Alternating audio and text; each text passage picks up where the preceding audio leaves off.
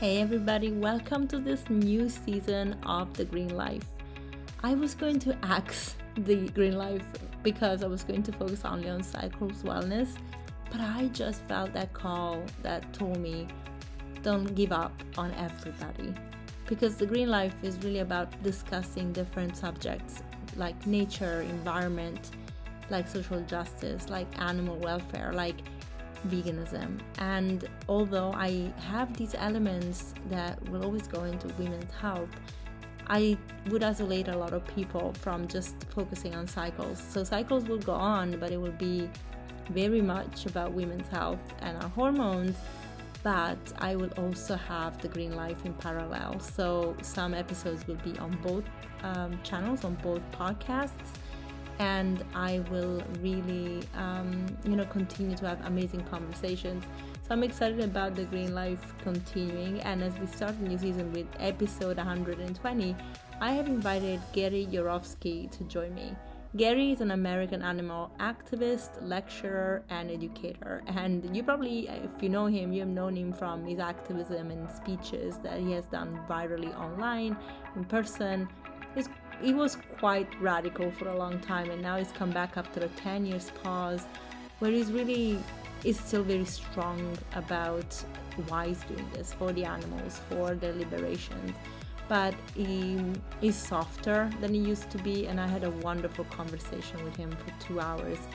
But still, in his softness, you can see that he cares and that his values are strong, and that he has a lot of opinions that one can't disagree with when you really think about it. And so I am really excited to share this episode because it really was an amazing organic conversation that I think is important to have. And we're not judging and being horrible to anybody when we talk about things that are uncomfortable, but we have to have these discussions because really where we're at with our planet and the way things are going for our species and all other species on this planet, we have to change. And there is no other way. There is no other way. So I'm inviting you to have this conversation. Now, before we dive into it, I want to thank Nama Well for the J2 juicer, the C2 juicer, and every machine that they're coming up with. So the discount code Chantal is still available, is still valid, so you can get 10% off. And I don't make money out of this, but I really truly promote them because they're amazing machines. At the same time, I still am an affiliate of Newsest, which I use all the time, and I will share more accounts as I go that I am getting for sponsorships, but I'm vetting a lot of them because, as you know, I only share what I personally use and believe is good. So as I do that, I will be sharing with you and through the podcast introductions, and you will see everything in the show notes. So without further ado, let's get into this amazing start of the new season of The Green Life with Gary Yourofsky. Hi Gary, thank you so much for joining me on The Green Life. How are you today? What's happening, Chantel? I'm doing okay. How are you? I'm good. You are the first guest for the next season of The Green Life. I took a long pause, but I think it's good to come back and come back strong. And I think like when I saw that you were back after your pause, I thought, wow, actually this is really good to do it together. We're coming back at the same time. And your story touched me. I actually heard you speak before, but because I was already vegan, I was like, I agree with everything you say.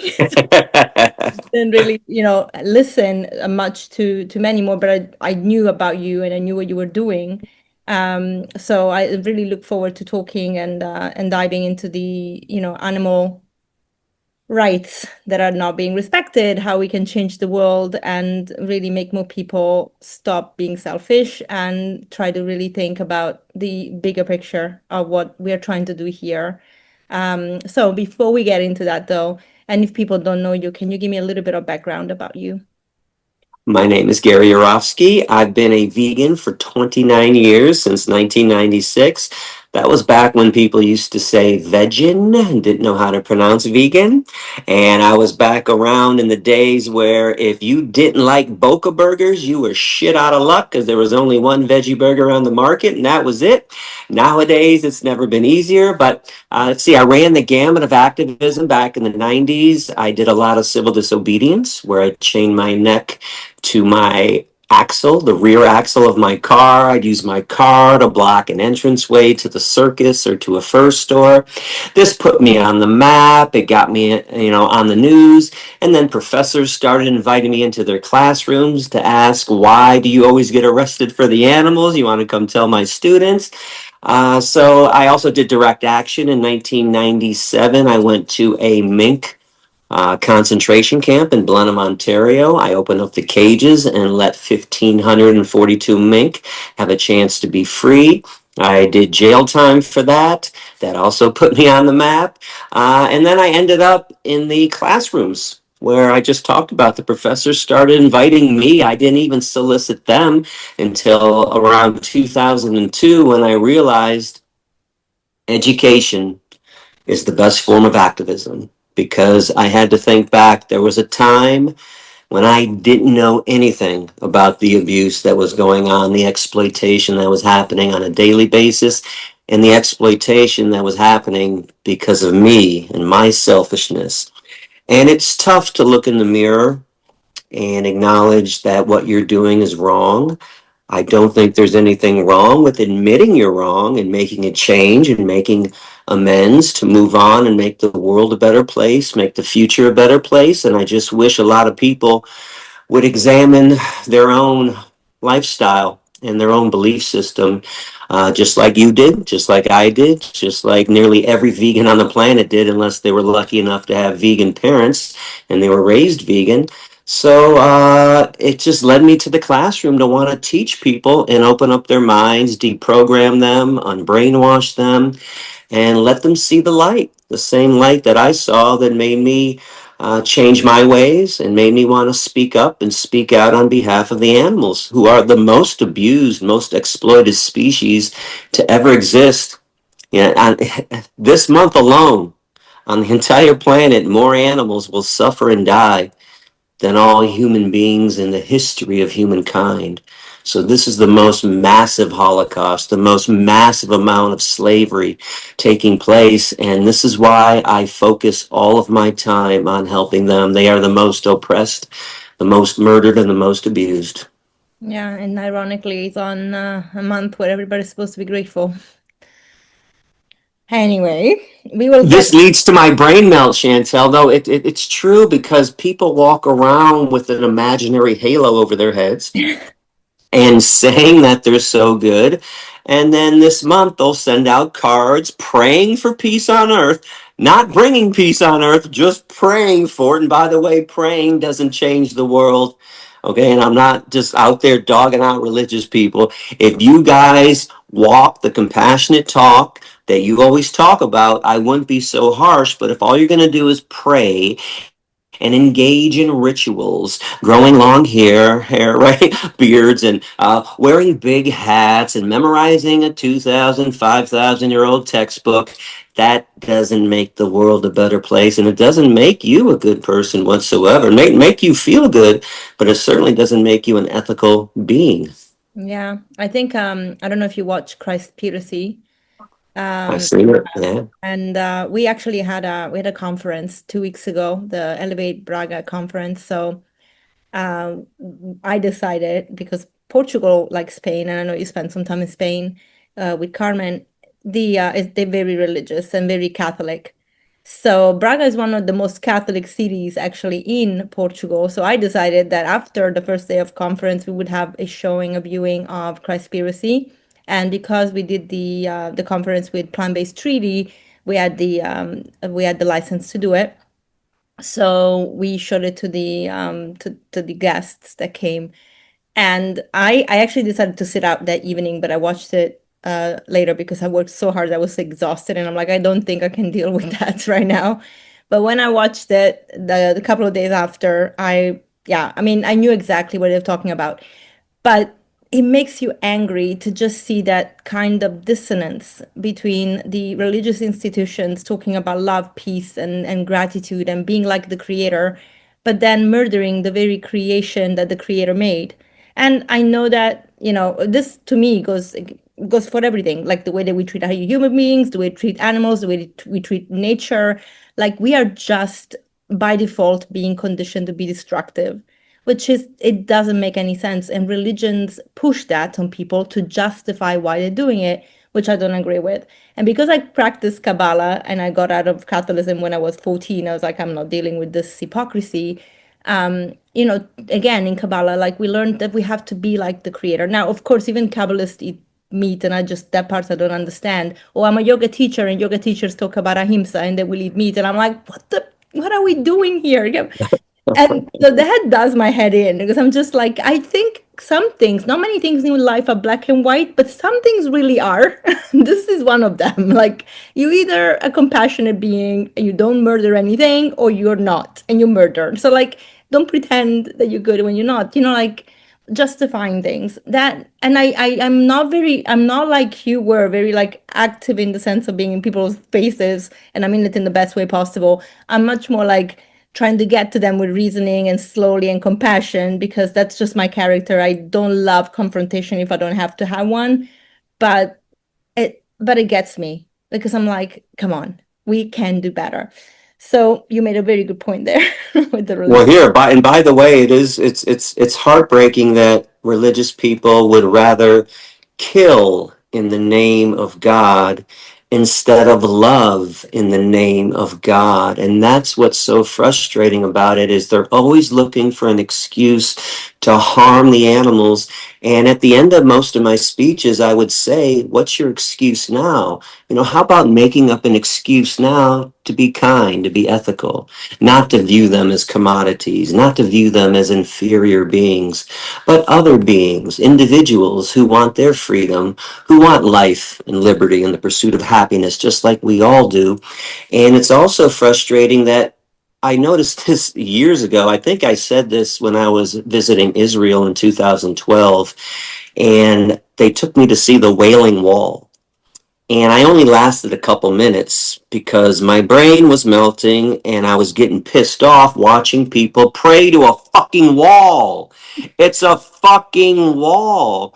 And then I realized that people only worship things that humans made in God's name, but they never worship anything that God created. His animals, kill them, steal their babies, cut their heads off. The earth itself, the water, pollute it, the air, pollute it. They never worship anything that God made. And by the way, Cameron and Kip had me watch a preview of Christspiracy years ago before it actually came out. They wanted my opinion on it. And it made me think of something so cool. I really want to tell you. I realized that we steal things from the animals. This is obvious. We not only steal their lives, we steal their babies. We steal their skin. We steal their flesh. I realize that we also stole their Messiah. And I mean this. Jesus, and I've asked some Christian friends of mine, I said, where was Jesus born? Everybody wants to blurt out Nazareth. Okay, stop it. There was no city called Nazareth. Jesus was a Nazarene. That was the sect he was involved in. And I said, I'm not looking for the city. I'm asking you, where was he born? In what place? In a manger, in a barn. Who lives in a barn? Humans or animals? So he was born around the animals. And what was his last act before they crucified him? He went to the temple. He opened up the cages to let the animals free who were going to be murdered and sacrificed. So let me get this straight. His last act was an act of animal liberation, and we wonder why he was killed. So he was born around the animals. He died for the animals. I got news for every single Christian on this planet. Jesus is not your Messiah. He is the animals' Messiah. He came to save them from us, not to save us. That's why he was there.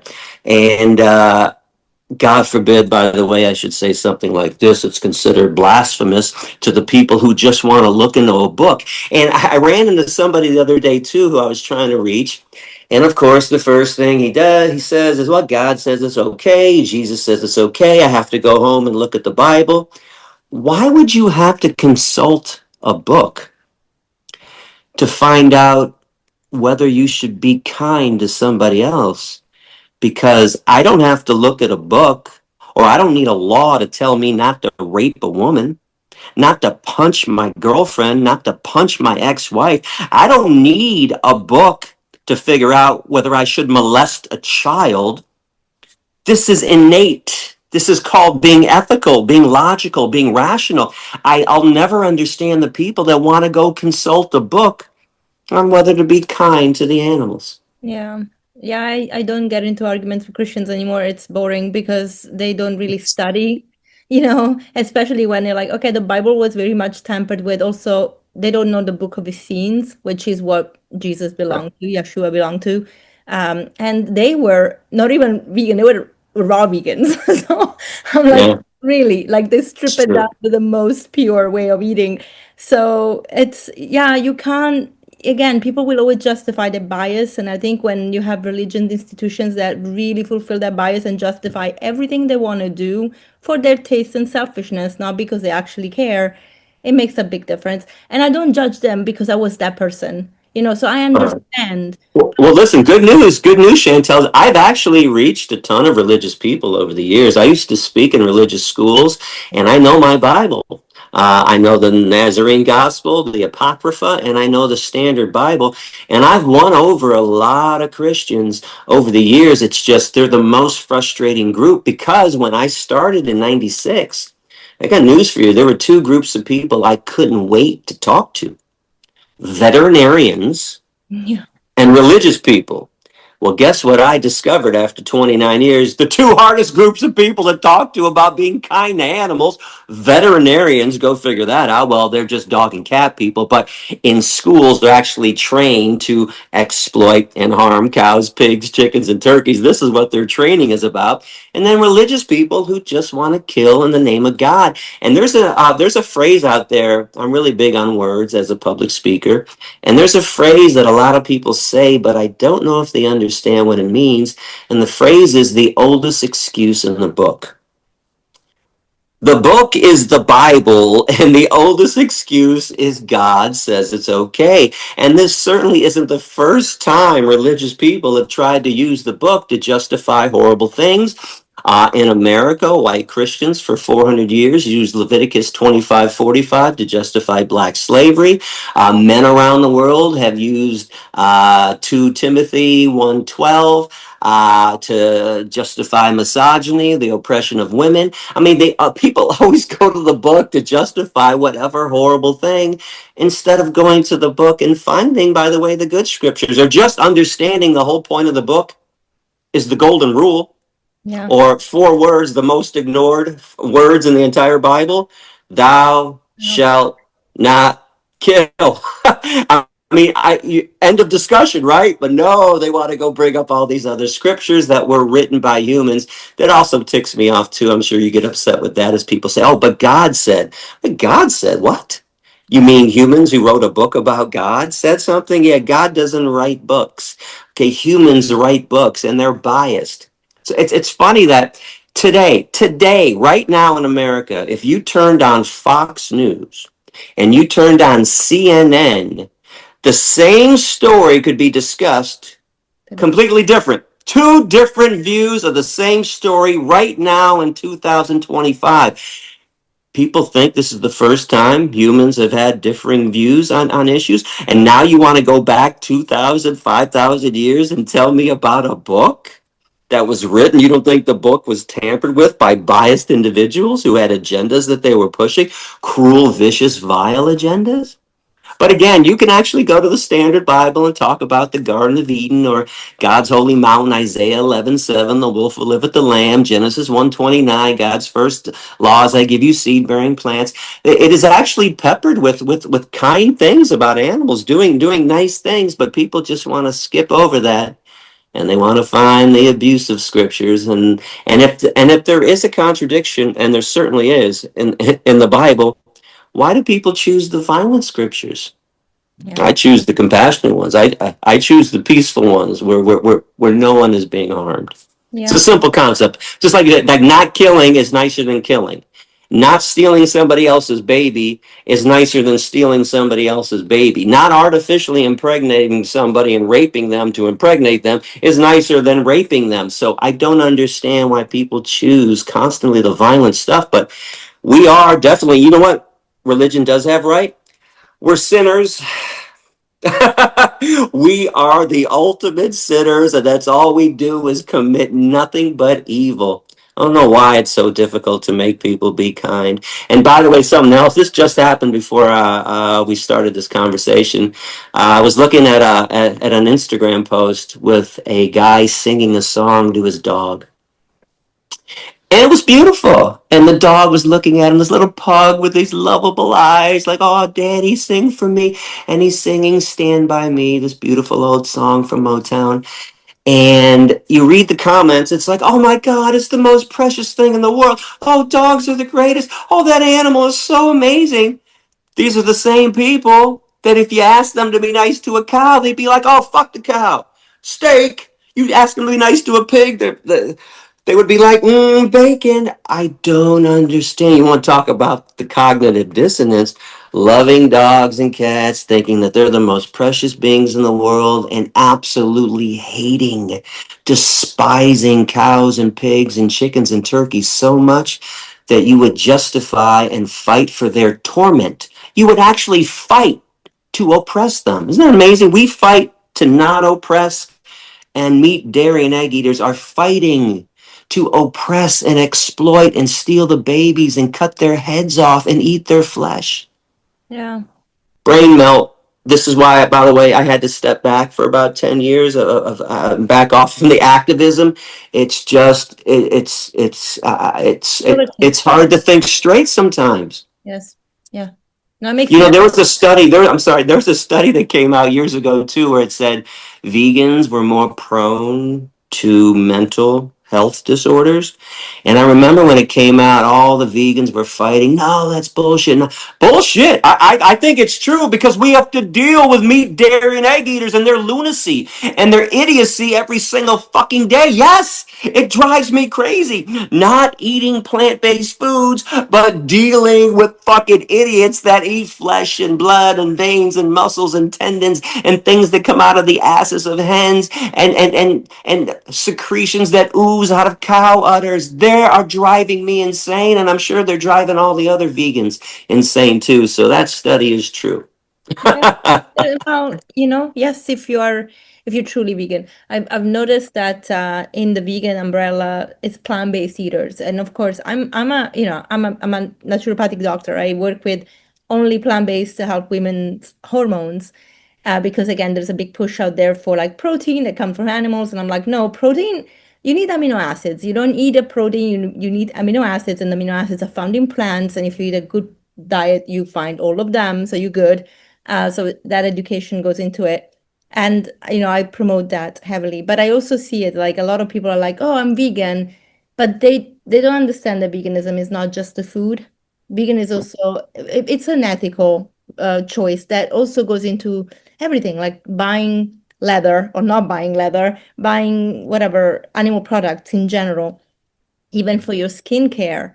And it's just a missing piece. So I also, when I see videos of people posting on like YouTube that cook meals, and they're like, oh, people ask me if that I'm vegan, if my children are vegan. Well, they're not vegan. They just have they eat plants, but also allow them to eat other things when they go out. I'm like, yeah, because you are not vegan either, because veganism is not just about the food, it's a bigger picture.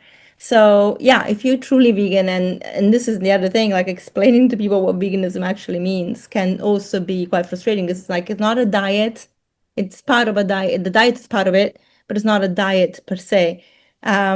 There is so much confusion, and I think social media is making it worse because everybody now gets information in 90 seconds, and if anything is longer than that, their brain cannot take it. It's like, oh my God. It's true. And the other downfall of social media is that everybody thinks that their opinion and their voice matters. Newsflash, it doesn't. I miss the days because I'm old enough. I'm 55. I was around when there was no social media, and there were just a handful of people who had opinions out there. Not everybody thinks their opinion matters, and most of the time, unfortunately, people on the other end of the computer or the telephone, when you're trying to talk, they're not even listening. That's the hardest part. Now, this is also why I went into the classroom. I wanted to make sure they had 60 minutes, unadulterated 60 minutes of listening to the harsh, but, but, sarcastic truth. I would preach. I would use humor. It was a militant comedy roast, when I came into your classroom. But, I was 60 minutes of listening to the harsh truth about what goes on. And I didn't want to fight either. I didn't want confrontations. Every time I went into a classroom, I assumed everybody was going to go, "Oh man, I get it." Now, fortunately, I had a great conversion rate. It was about 50% most of the time, and at minimum, professors would tell me, because they did surveys over the years, that I had a 15 to 20% conversion rate. But I never wanted to have a fight or a confrontation, although they did a lot and it turned into that. But fortunately, out of the 200 lectures I was giving every year, I had about 180 to 185 lectures without one divisive comment, which is amazing because we are involved in the toughest social justice movement ever. We have to convince people to be nice to fish, to be nice to chickens and turkeys, to view these beings as equals. And I was doing it in 60 minutes. I was grabbing 50% of the crowd and getting them to become vegan and live the vegan principle on the spot. And then seeds were being planted in the other ones too. Professors always told me that about 25% of those other students were making a drastic change in their life, getting on the path. So it only left a small percentage of people that weren't doing anything. And for that, I wish I had the answer. I wish I knew what made somebody get it. Something I've been trying to figure out for 29 years. What makes somebody get it? All I know is it's not what we think it is. It's not being extra, extra nice, because I've been extra, extra nice and people have still told me to go fuck off. I've been extra harsh. I've been early Malcolm X and people have said, "Wow, man, I needed to hear it just like that. I needed somebody to call me out like that, Gary." I don't know what it is. It's not location. It's not political party. There's a big myth out there that only left-wing liberal people understand this. You know what? My best lectures happen in conservative areas. Texas, Wichita Falls, Texas, Midwestern State University, rural Ohio, rural North Carolina, Beaufort Community College, Halifax Community College, where people came dressed in camouflage. They were hunters. I was reaching hunters. They were ripping up their hunting licenses. So I don't know what makes somebody get it, but it's not what everybody thinks it is. And it might just be that some people have a compassionate gene. That's the best idea that I have after 29 years, that it is just innate. It's something that's in us or it's not, but it's not on the messenger. It's on the listener, whether they're willing to listen to the message and open up their hearts, open up their minds, look in the mirror, acknowledge that you've been doing something wrong. I know it hurts. And listen, it hurt me so much because, like you, and I'm sure like most other vegans, I thought I was an animal lover. I had dogs growing up, Shadow and Bourbon and Brandy, Rex and Doyle. I loved them more than anything. I loved them more than all of the humans that I ever knew. And when I found out what I was eating, what I was wearing, how going to the zoo and the circus was cruel and vicious and exploitative, it was like, oh my God, how did I miss this? What am I doing? What am I doing?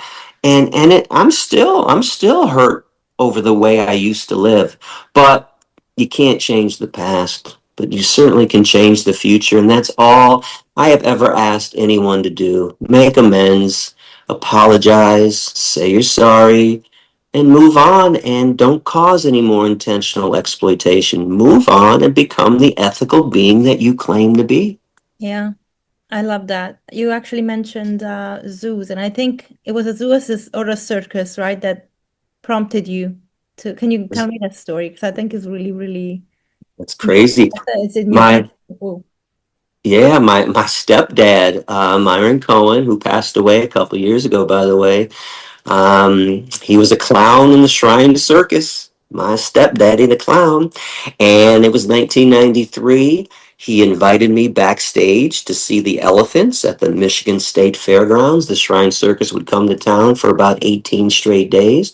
And like everyone else with their blinders on, I wanted to see the elephants. Hell yeah, I want to see the elephants. Are you kidding me? He goes, and then I said, can I bring Wendy with me? That was my girlfriend at the time. He goes, yeah, bring Wendy. Come on backstage. So Wendy and I were going backstage. We were so excited. We were playfully pushing each other to be first. Like, I'm first, I'm first. And I push her out of the way. She pushed me. I'm like, no, I'm first. And we both ran back there and stopped dead in our tracks. I'm in the warehouse area of the state fairgrounds, and I saw several elephants, front left leg, back right leg, chained to the cement floor. I looked and I saw monkeys screaming in their cages. I saw lions pacing pathetically in their cages, bears rocking back and forth neurotically in their cages. And I'll tell you what I said to Wendy. The first thing I said, what the fuck is an elephant doing on 8 Mile and Woodward Avenue in Detroit? She said, I don't know. And I didn't need to be a philosopher. I wasn't, and I'm not. I didn't need to be a wildlife biologist or a veterinarian. I'm not. The compassion, whatever that compassionate gene was, well, I had it, and it was turned on that day. I was stunned, though. Like, I didn't know, I didn't understand what was going on. I knew it was wrong. I knew these were unhappy beings.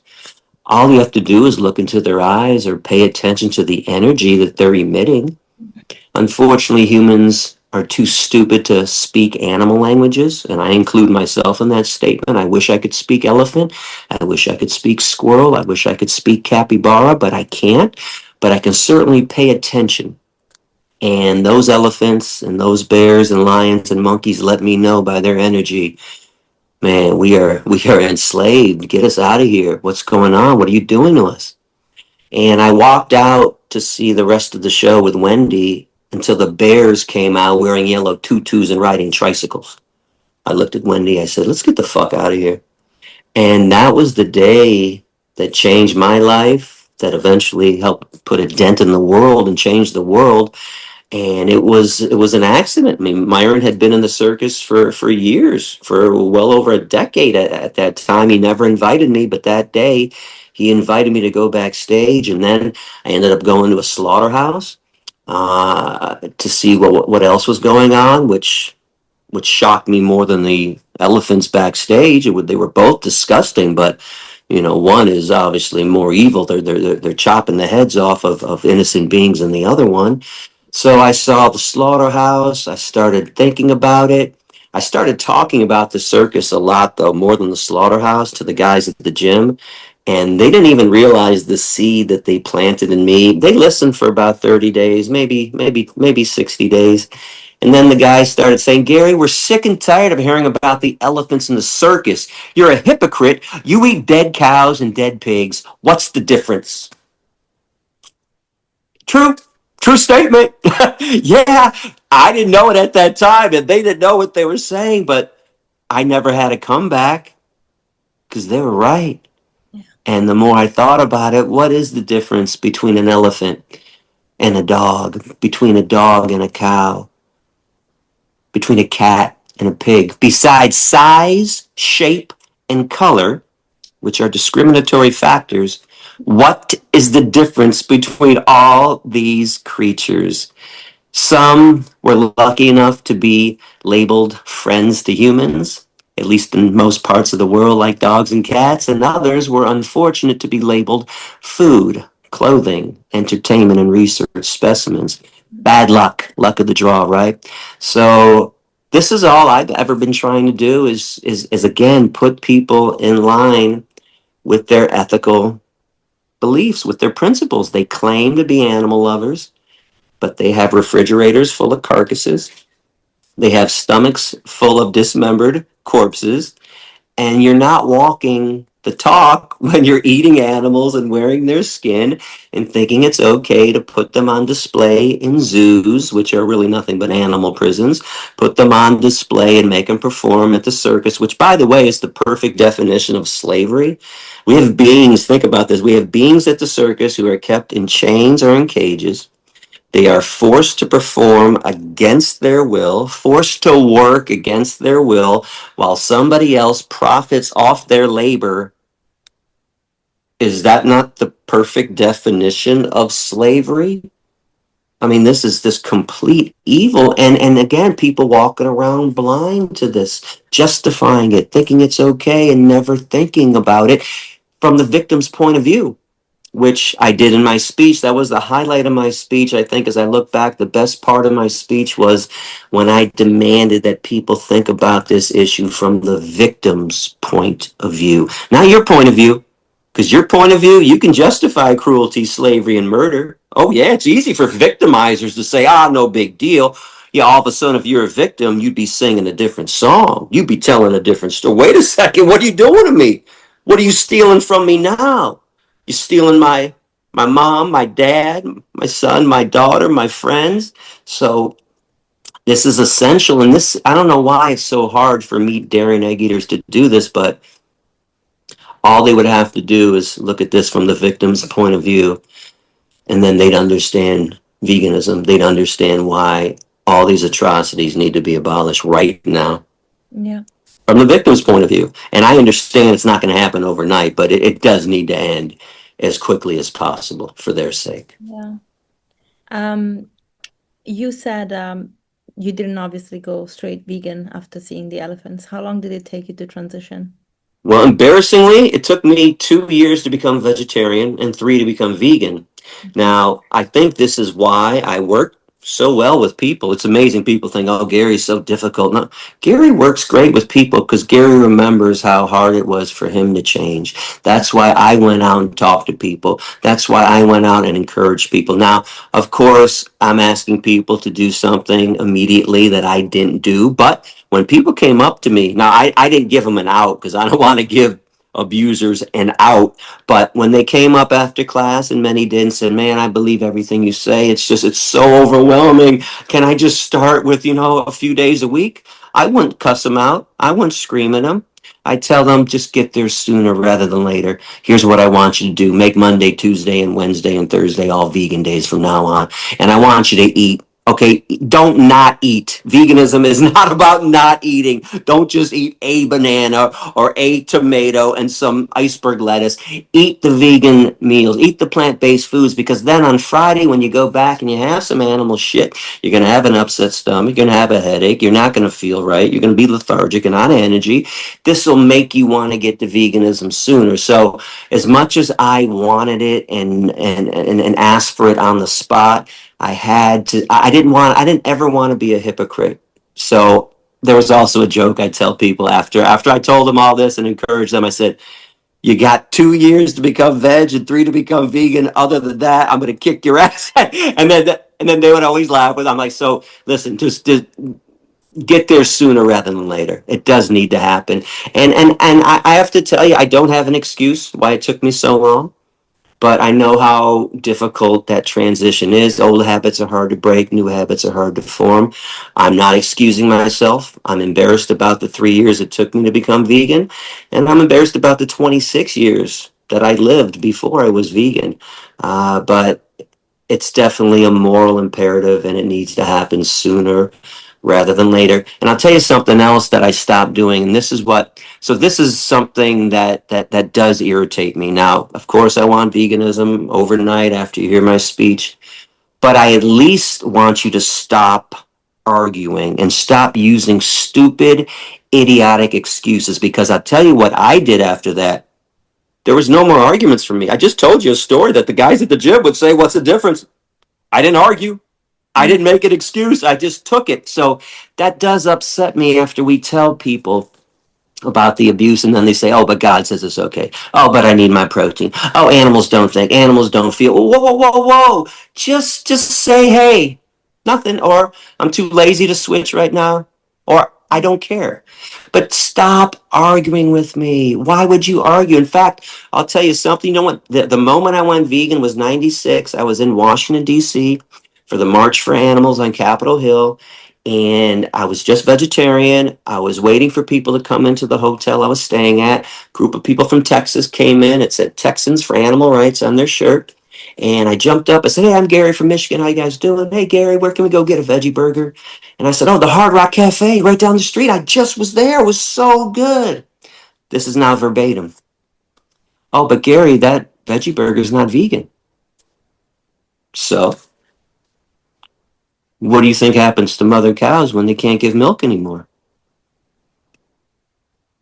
"Oh, that's a quote." "Oh," was my comment. Not, "Wait, but that doesn't count. Wait, that doesn't matter. Oh, mother cows have excess milk. Oh, they don't think of." I said, "Oh." Yeah. Everybody should be saying, "Oh," after we're done explaining something. "Oh, shit. Oh, God." When somebody informs you about the truth, something that you have no knowledge about, the proper response isn't to argue and fight. It is to say, "Oh, I didn't know that. I didn't realize that. My bad." Because that's what I did. So as much as I hold people accountable and don't want to be a hypocrite for that delay I had, I also, in the same tone, like, I didn't argue though. So you can't argue with me now. You could Mm. be quiet about it, and from the victim's point of view, it's actually going to suck, from the cow and the pig and the chicken's perspective. But at least shut the fuck up and stop arguing. Stop using excuses. In fact, I'm going to give you something else. I just did an Instagram post. It was reiterating the carnivore challenge I used to give during my speech. Now, I gave my lecture 2,660 times. I did not speak to vegans. I spoke in animal agriculture classes. I spoke to hunters. I spoke to meat, dairy, and egg eaters. Not one person ever took me up on the challenge. And the challenge in a nutshell is, well, if you think you're a carnivore, because they're always saying, "Oh, but lions eat zebras, Gary, I'm a lion." So, well, then go outside like a lion and catch a squirrel, eat the animal raw. You don't get to cook the animal, don't get to use tools to kill the animal. You got to catch the animal in your mouth and eat the eyes, nose, face, toes, tail, anus, inner organs, blood, and the fur. So I did this video. I must have had, I don't know, 200-300 comments come in. "Oh, that's stupid. Oh, that's stupid." How? Why? It's your fucking argument. What do you mean? This is the brain melt. You guys always say, "But lions eat zebras." So I say, well, then go prove to me you're a lion. And then you say, "That's stupid." Yeah, I agree. By the way, it is stupid. Your argument is stupid. Stop saying that humans are lions. We're not. Okay, we don't do anything that carnivores and omnivores do. And by the way, the other comment was, "Oh, but we're omnivores." Okay, first of all, omnivores don't cook their flesh either. Omnivores don't don't use tools or weapons. What's the difference? And by the way, all carnivores, besides the ones in the water, the sharks, all land carnivores are actually omnivores. It's a whole myth out there, anyways, that lions just eat meat. Lions forage too. Lions eat fruits and vegetables. All these animals go. Vultures will eat piles of fruit or vegetables that are left out. It doesn't matter. But the point is, can you eat raw flesh without getting sick, without throwing up, without having it cause diseases in our bodies too? Stop it. Lions don't get heart disease. Hyenas don't get cancer. Right? You run down the list. All people have to do, by the way, from the health standpoint, look around. I used to ask the students during Q&A, do we live in a vegan society or a meat eating one? They couldn't wait to blurt out, "Meat eating one." I'm like, yeah, I know. So it's not a vegan world, correct? No. So why is there a drugstore on every street corner in America? Mm. How come every other commercial on TV is one for pharmaceuticals? I thought you guys were eating what you were supposed to eat, eating to stay healthy, getting all the nutrients that you need. How come if you go to your mom or your dad's house, open up the cabinet, there's one-a-day tablets, there's calcium supplements, there's 30 or 40 bottles of pills. But wait a second, I thought you guys were getting everything you needed. It's like, just look around. Hospitals are loaded. Like, stop it. Will you just pay attention? But it's hard for people to pay attention. It's Yeah. hard for people to admit the truth and admit they're wrong. Yeah, and I get that. Obviously, working with health, people always say, "Oh, but being vegan is not, you don't have everything you need." And as you pointed out, actually, most people that have deficiencies are not vegan. So you can do any diet wrong. And I rub people off the wrong way with this, but I always say to actually be vegan. And I don't know how you eat, but I apologize if maybe this will make you think. But I feel that we need to eat a very healthy plant-based diet too, and not just vegan products that are processed. One, obviously, from my experience, I've been giving myself type 2 diabetes in the past with vegan products. And it wasn't just that, it was also stress and other things happening. But part of it was that I was just going to this convenient food because I was just so stressed out. But also, I'm like, when we use medication that we don't have to use, these medications are created by experimenting on animals most of the time, which makes them not vegan. So to me, the responsibility as a vegan is also to be healthy. A, to obviously portray health so people want to be like us, they want to eat like us, but also because I really don't want to take a pill that I don't have to. And I understand some medication is necessary, it's life saving. So of course, I appreciate that it's there. We have modern medicine. But at the same time, when we have a choice and we are just not looking after ourselves because we're lazy or we want to be ignorant or whatever it is, then we need to rethink that too. So when a lot of vegans are like, I don't care about the food, I just care about the animals. I'm like, I'm glad that you care about the animals, but you need to also care about yourself because you're the example. Also, if you get sick and die, nobody's here to defend them. So stay here and be healthy and be here long enough, you know? And just so you know, listen, I'm harsh on vegans too for eating Impossible Burgers and Beyond Meat. I know it tastes great. Well, why? Well, it's made of fat, sugar, and salt. Of course, it tastes great. You put fat, sugar, and salt on an old gym shoe, you'll be like, you know what? Doesn't taste that bad, of course. But lately, I've been mocking my vegan friends, and I say, how come vegans always tell everybody to eat fruits and vegetables? And vegans never eat fruits and vegetables. Like I'm the only vegan in this area that eats fruits and vegetables all day long. It's crazy. So you are right. Now, I want to be fair. You can still eat plant-based foods and end up getting sick. Okay, Yeah. it's not a be-all end-all because stress, insomnia, chemicals in the environment, bad luck, whatever it is, shit happens. Okay, but as we know, you can give yourself the best chance of not getting sick by eating the right foods, and by eating those right foods. In 2014, I got sick of eating all that nasty food. I just wasn't feeling right. Mm. Body was inflamed, my hands were hurting, my legs were hurting. And I'm thinking, well, maybe it's all this junk that I eat because I was like everyone else, give me all that mock meat, give me all the vegan A's, which by the way tastes great. I get it. Okay, but I cleaned up my diet, and this is my personal epidemiological study, is I believe fat is the main cause of all of our diseases. Because over the years, I've had a long list of longtime vegan friends who have been getting sick. And it made me wonder, well, what are we still sharing with the meat, dairy, and egg eaters? What are we eating as vegans that they're also eating? Why are we getting sick too? And of course, the first thing that comes to mind is sugar, but then I eliminated that because I know vegans that don't eat sugar. And I know meat, dairy, and egg eaters that don't eat sugar. I'm like, it's not sugar.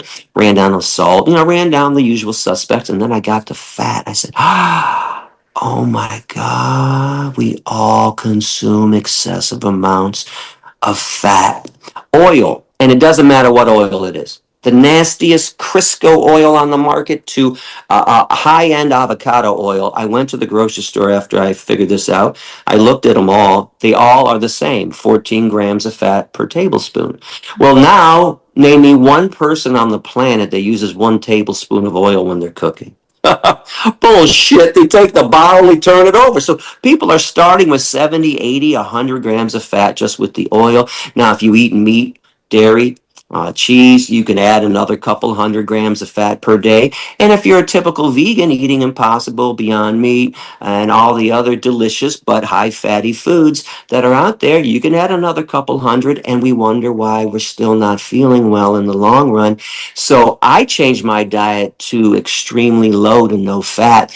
My breakfast consumed was 1 cup of barley, or 1 cup of quinoa, sometimes 1 cup of millet. So I was doing grains and seeds for breakfast. By the way, these are 23 to 27 grams of protein per cup, 0 grams of fat. I would also mix in a 1/2 cup of lentils or a can of beans. I go to the gym, I come back, I would make a smoothie with 10 to 15 pieces of fruit. For dinner, I'd eat 6 or 7 different vegetables. And then a couple of years ago, too, one of the coolest products came out in America, at least. It's by a company called Big Mountain. Tofu, soy-free tofu made from fava beans. Oh, you like fava? 0 grams of fat, 64 grams of protein. If you're looking to put that protein in because you work out a lot, which that's a whole other myth too. And I know you know that we don't need the excessive amounts of protein. But anyways, my diet since 2014 has been virtually low to no fat. And this is where I think people need to be. And I would encourage and reiterate what you said. As vegans, we need to be representatives. Unfortunately, we live in a superficial world.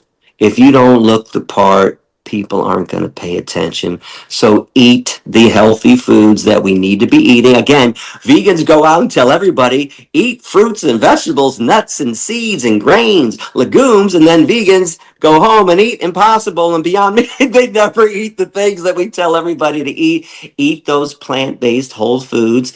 You'll feel better, by the way. I felt better instantly, and I still feel great. And every once in a while, when I do have a shitty meal, I'm at a veg fest or something. Yeah, it's great. Those mock ribs taste great. But then come see me 3, 4 hours later. Yeah. I'm like, oh God, why did I eat that? I don't feel right. My stomach hurts. I'm a little extra tired all of a sudden. I feel my best when I put nutritious food in my body. Yeah. And in fact, a few months ago, I started doing frugivore as much as I could.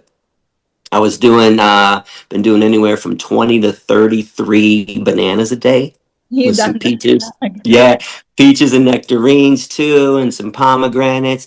And I'll tell you what, man, I gained 10 pounds of muscle. I feel really, really great eating as many fruits as I can eat. And keep in mind, everybody who's listening, don't just eat one piece of fruit. I am so sick and tired of people coming up to me when I convince them to eat some vegan food. And they're like, oh, Gary, I didn't feel right yesterday. I just had 1 banana for breakfast. Well, no shit, 1 fucking banana? Not even a mouse on a wheel. It's 100 calories. What the fuck? You eat 10 slices of pizza, 55 chicken wings, right? 4 chicken breasts, 2 hot dogs, 3 hamburgers, but all of a sudden you see a piece of fruit and you're just like, I'll just take one.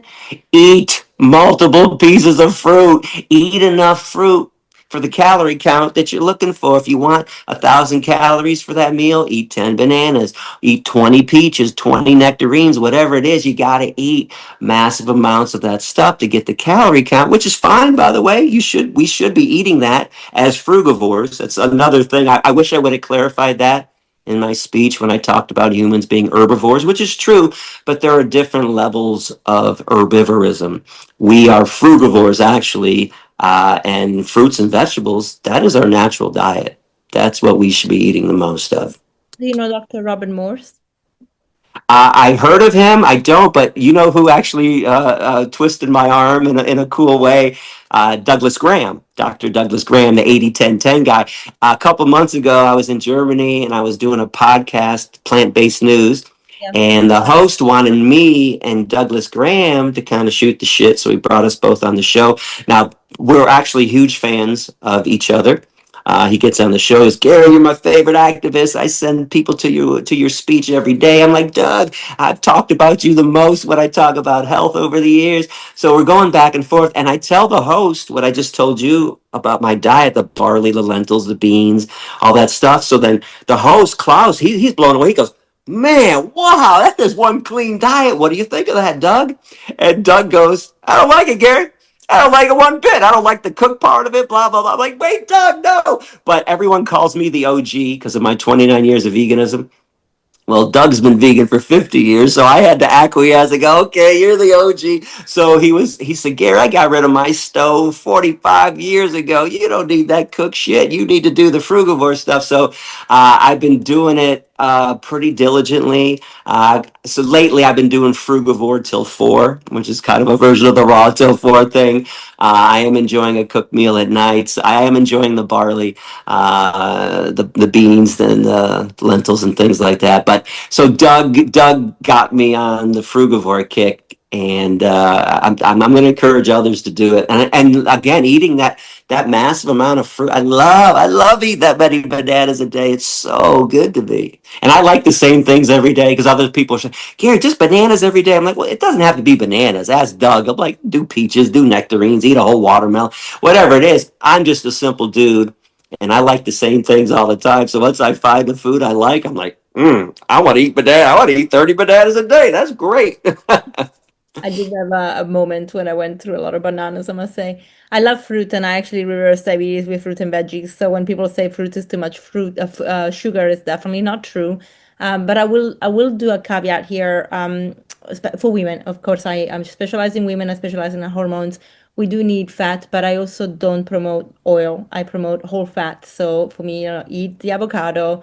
The tofu for me is great. I think it's got good amounts of a balance, a lot of amino acids, all of them, plus good fats that you can have. But of course, everything has to be, in balance for what we need, especially in our cycle, for the cycle where we are in our cycle. There's a moment in our cycle, in our luteal phase, where actually having more bananas, having more mangoes, and more starchy things is great because we need progesterone to rise. So progesterone loves sugar to be higher at the beginning of our cycle. After we start bleeding, of course, estrogen needs to rise, and estrogen doesn't like high glucose. So we lean more into the berries and the greens, like lower glycemic index.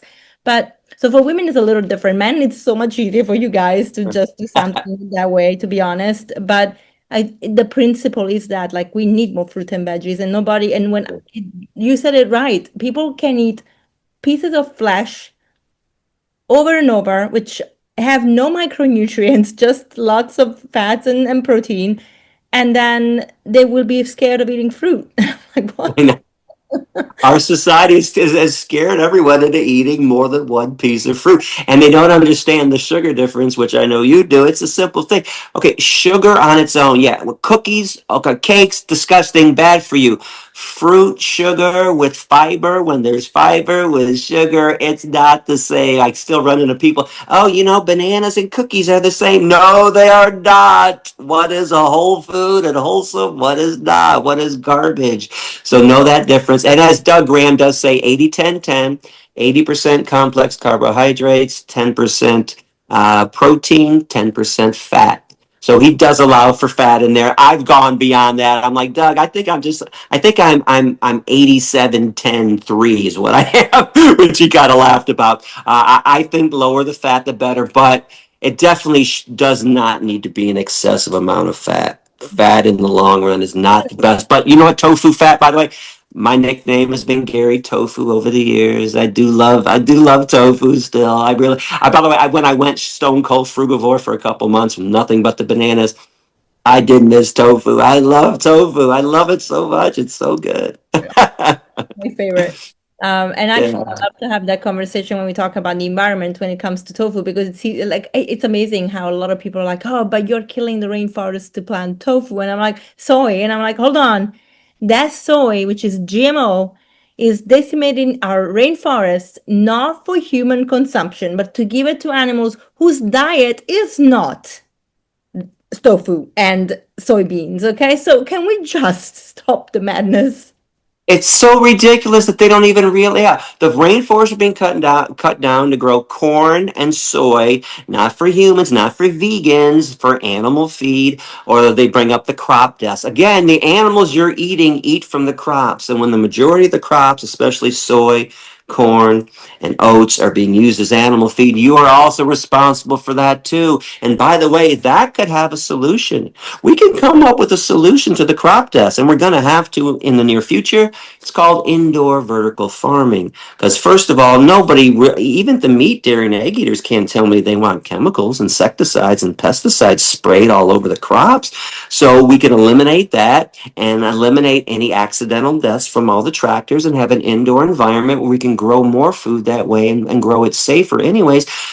vegans have found a solution for the cows and the pigs, chickens and the turkeys. Stop eating them. Burn down the slaughterhouses. We solved that problem. So let's end that problem, end that massacre. Then we can get together and solve the other problems. But it's amazing that meat, dairy, and egg eaters want to use the crop dust as an excuse to kill cows and pigs and chickens and turkeys, which, as you know, first of all, the meat, dairy, and egg eaters don't give a shit about gophers and insects any more than they give a shit about cows and pigs and chickens and turkeys. So when they bring it up, it's disingenuous. They're just doing it to try to catch us in a contradiction. And as vegans, we've never said that animals aren't dying on this planet because we're here.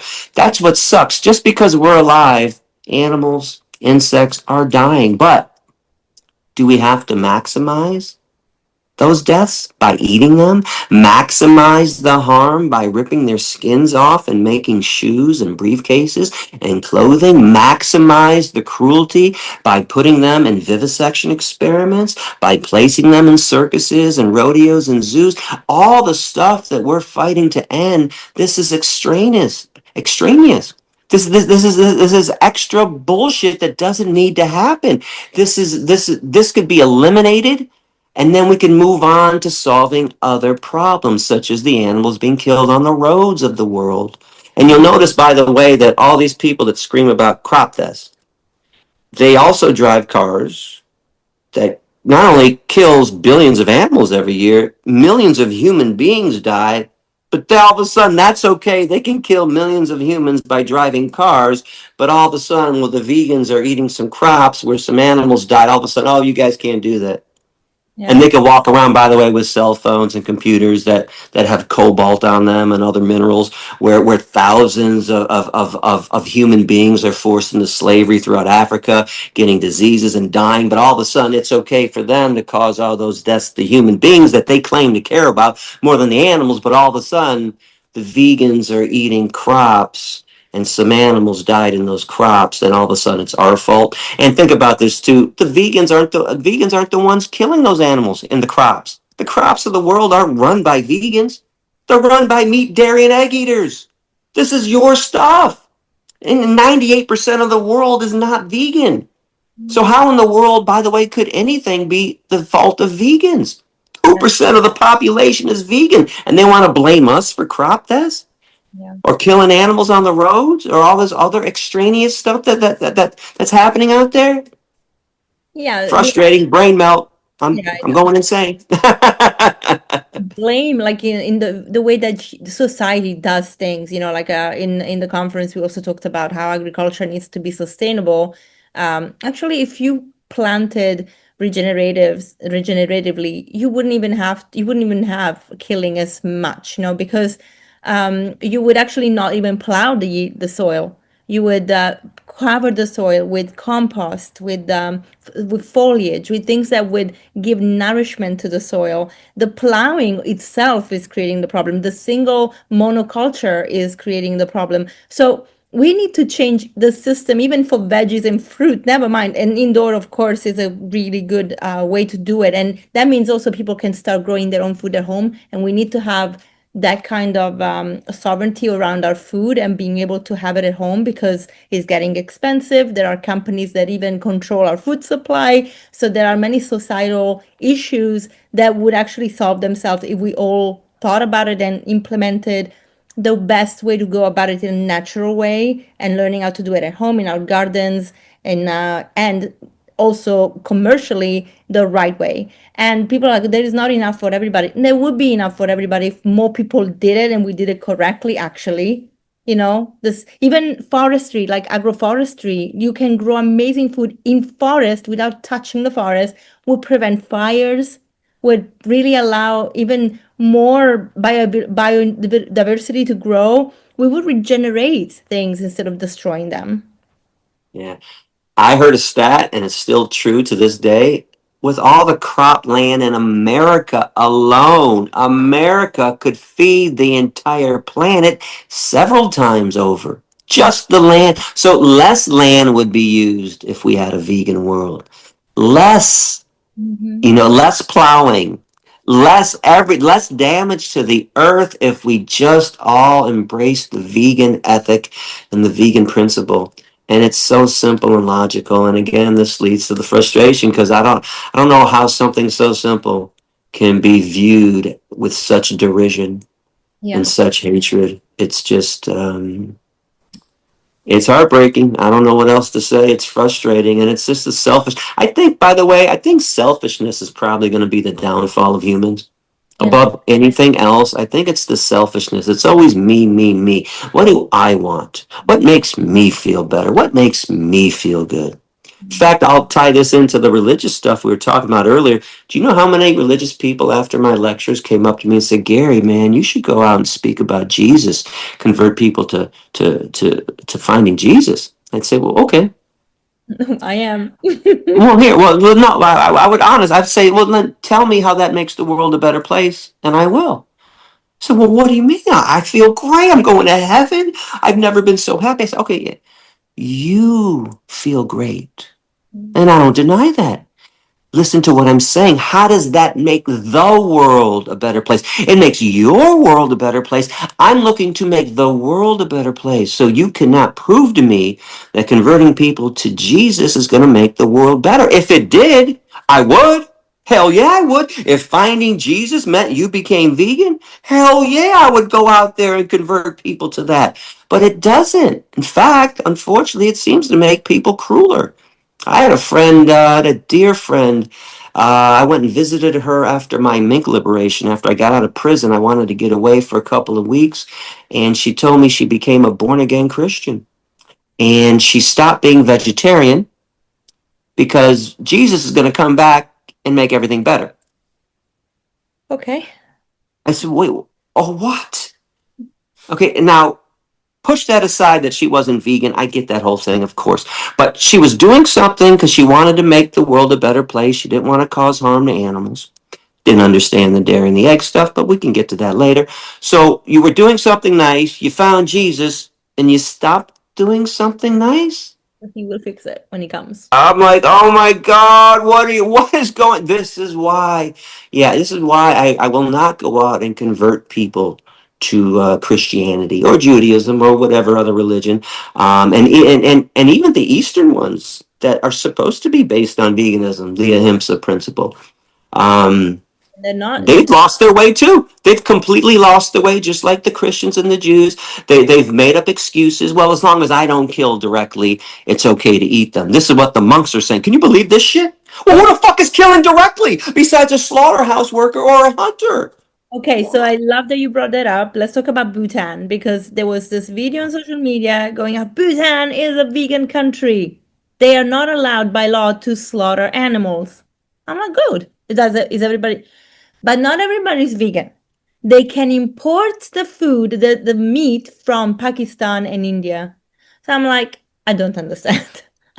I'm really confused. What? So it's not a vegan country. They have a law that. So hold on, if it's in the law though, but why are people not obeying the law by not killing directly or indirectly? So you're not allowed to kill, but you're allowed to eat something that is dead and being killed somewhere else. It makes no sense. For you, by the way, killed for you.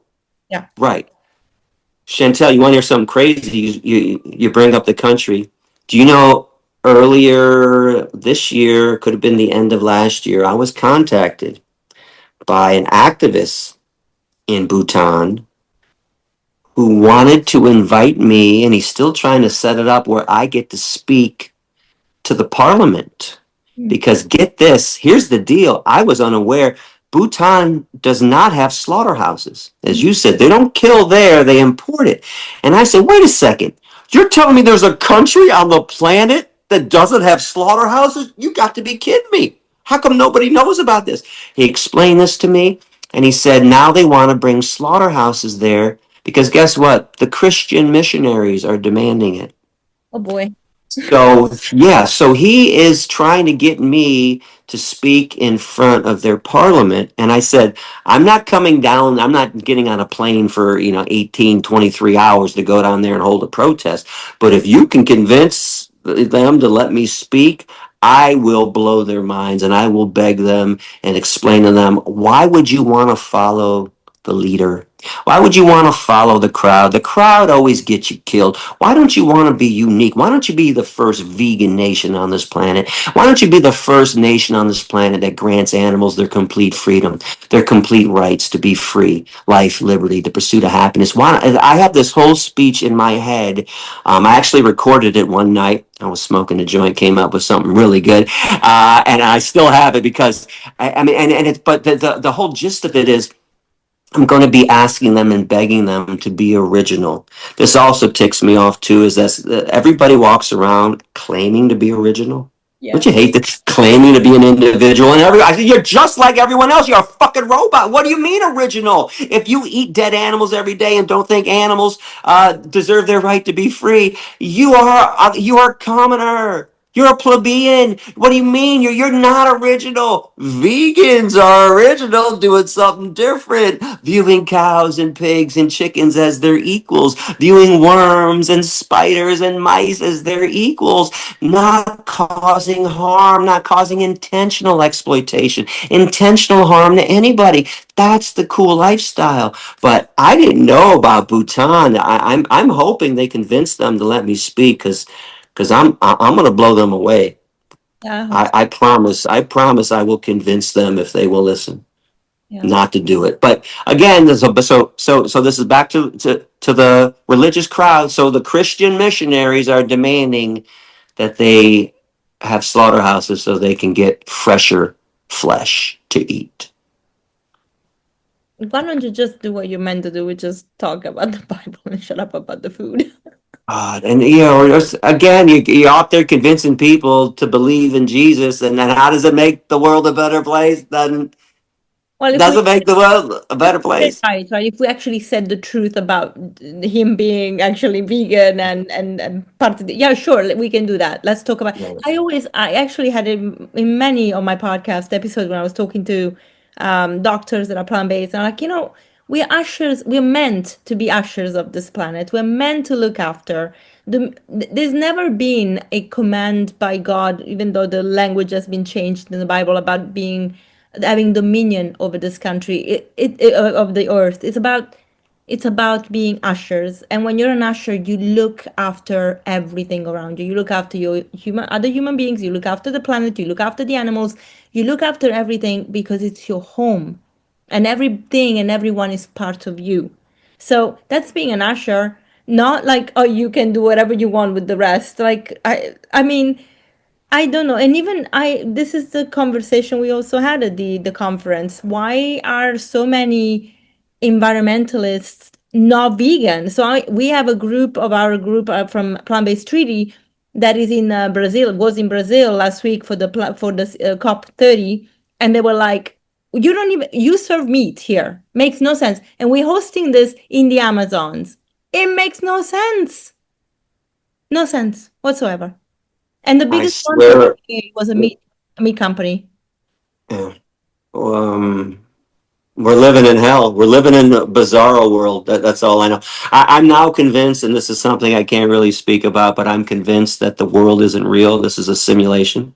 Because it can't be this fucking stupid and evil at the same time. But it is, and I like every day I look up to the heavens and I say, okay, I'm tired of playing. Okay, it's good. Good. That's a good one. That's crazy. Just can we stop already? Whoever playing this stupid game? Yeah, people claiming that they're friends to the earth, claiming they're environmentalists because they recycle. By the way, recycling is not even the most important. Reducing and reusing are far more important. And the only reason people recycle, because I went through this, there used to be a time when I was a teenager where you had to collect all your recyclables, get in your car and drive to City Hall, and there was one big container, one big garbage bin out there, and you had to sort it out. Nowadays, they pick it up curbside. The only reason people recycle because they made it convenient for everybody, because God forbid anybody should go out of their way to do something nice for somebody else, especially the earth and the animals. So you have environmentalists claiming to care about the earth, but eating meat, cheese, milk, and eggs, causing the biggest environmental destruction. You have people claiming to be godly beings taking part in the most devilish acts imaginable: electroejaculation, rape, baby stealing, intentional murder. And again, you wonder why vegans have gone crazy. Yeah, I'm going crazy. I've gone crazy. People have sent me to the fucking loony bin. I mean, and it's just, and it's so simple. Like there was in 2014, Chantel, near the end when I stopped lecturing, I knew I was going to end because my brain couldn't handle it anymore. And when the arguments came up, I didn't even know what I was arguing about anymore. As they were saying their dumb excuses: animals don't feel pain, they can't think, they're objects, that's why they were put here. In my head, I'm going, wait, I asked you not to rape and kill somebody else and steal their baby. Why is there what is there an argument? What is there even a discussion for? The proper thing should be, oh, I'm sorry, you're right, okay. But keep in mind, it's not just with the animals. When the people would argue with me like this, I would also say to them, could you explain to me why it took 400 years in America to convince white people not to own blacks? How is this not a 5-minute discussion? 400 years ago, when somebody said, when the first black slave said, what are you doing to me? You raped my wife? You stole my child? You're forcing me to work all day long? You got chains around me? How did the first white person not go, oh my God, what am I doing? But this is how it goes. The oppressor always wants to oppress. The victimizer always wants to have a victim. So it started out 400 years ago. Hey, what are you doing to us? Please stop this. Please. No. Please, can you stop, raping all the women and stealing our babies? No. And this went on for hundreds of years. Then all of a sudden, hundreds of years later, the white oppressors started going, well, we'll think about it. Think about so. I mean, this is why change takes so long. You have to ask the victimizer to no longer victimize you. You have to ask the oppressor not to oppress anymore. And it always starts out defiantly. No, no, no. Well, maybe. Well, we'll think about it. And then we have to have a discussion and a debate about not to harm and kill and rape and enslave somebody else. So if it took hundreds of years to make this stop with human forms of oppression, we can see why this is taking forever with the animals. But it's just absurd. I don't understand why it's such a long debate. It should be a quick one. Gary, you mentioned you went to jail for an activism project or raid. I don't know how they called it, but Right, yeah. the story. And also, I know that you made the judge think when you had your trial, which I believe took 2 years. Unbelievable. But you made him think. And I also, when I heard the story, it highlighted to me that law doesn't necessarily mean justice. And so we also have to think about that and not to judge when somebody does the right thing that goes against the law, because the law doesn't necessarily look after the interests of what's just. It's just sometimes a black and white thing that, you know. Um, so I love you to take me through the story because it was such an epic one. I mean, I know you were a bit of a crazy activist at the time, like let's go for everything adventurous, and you changed a little bit since then. But I love to hear the story and also why it hasn't continued after you came out of jail, and also if you can go through what you went through when you were in jail. Unjust laws need to be broken. And everybody that we collectively admire, Dr. King, Malcolm X, Rosa Parks, Henry David Thoreau, Cesar Chavez, the Black Panthers, you could run down the list, Gandhi. They were all radical lawbreakers.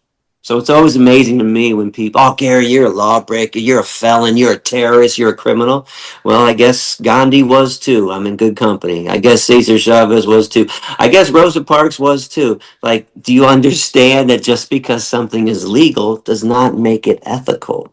We've always had legal, unethical behaviors taking place throughout history. So, yeah, back in the 90s, when I became vegan, I was radical. And if people think I'm radical now, you don't know shit unless you knew Gary back in the 90s.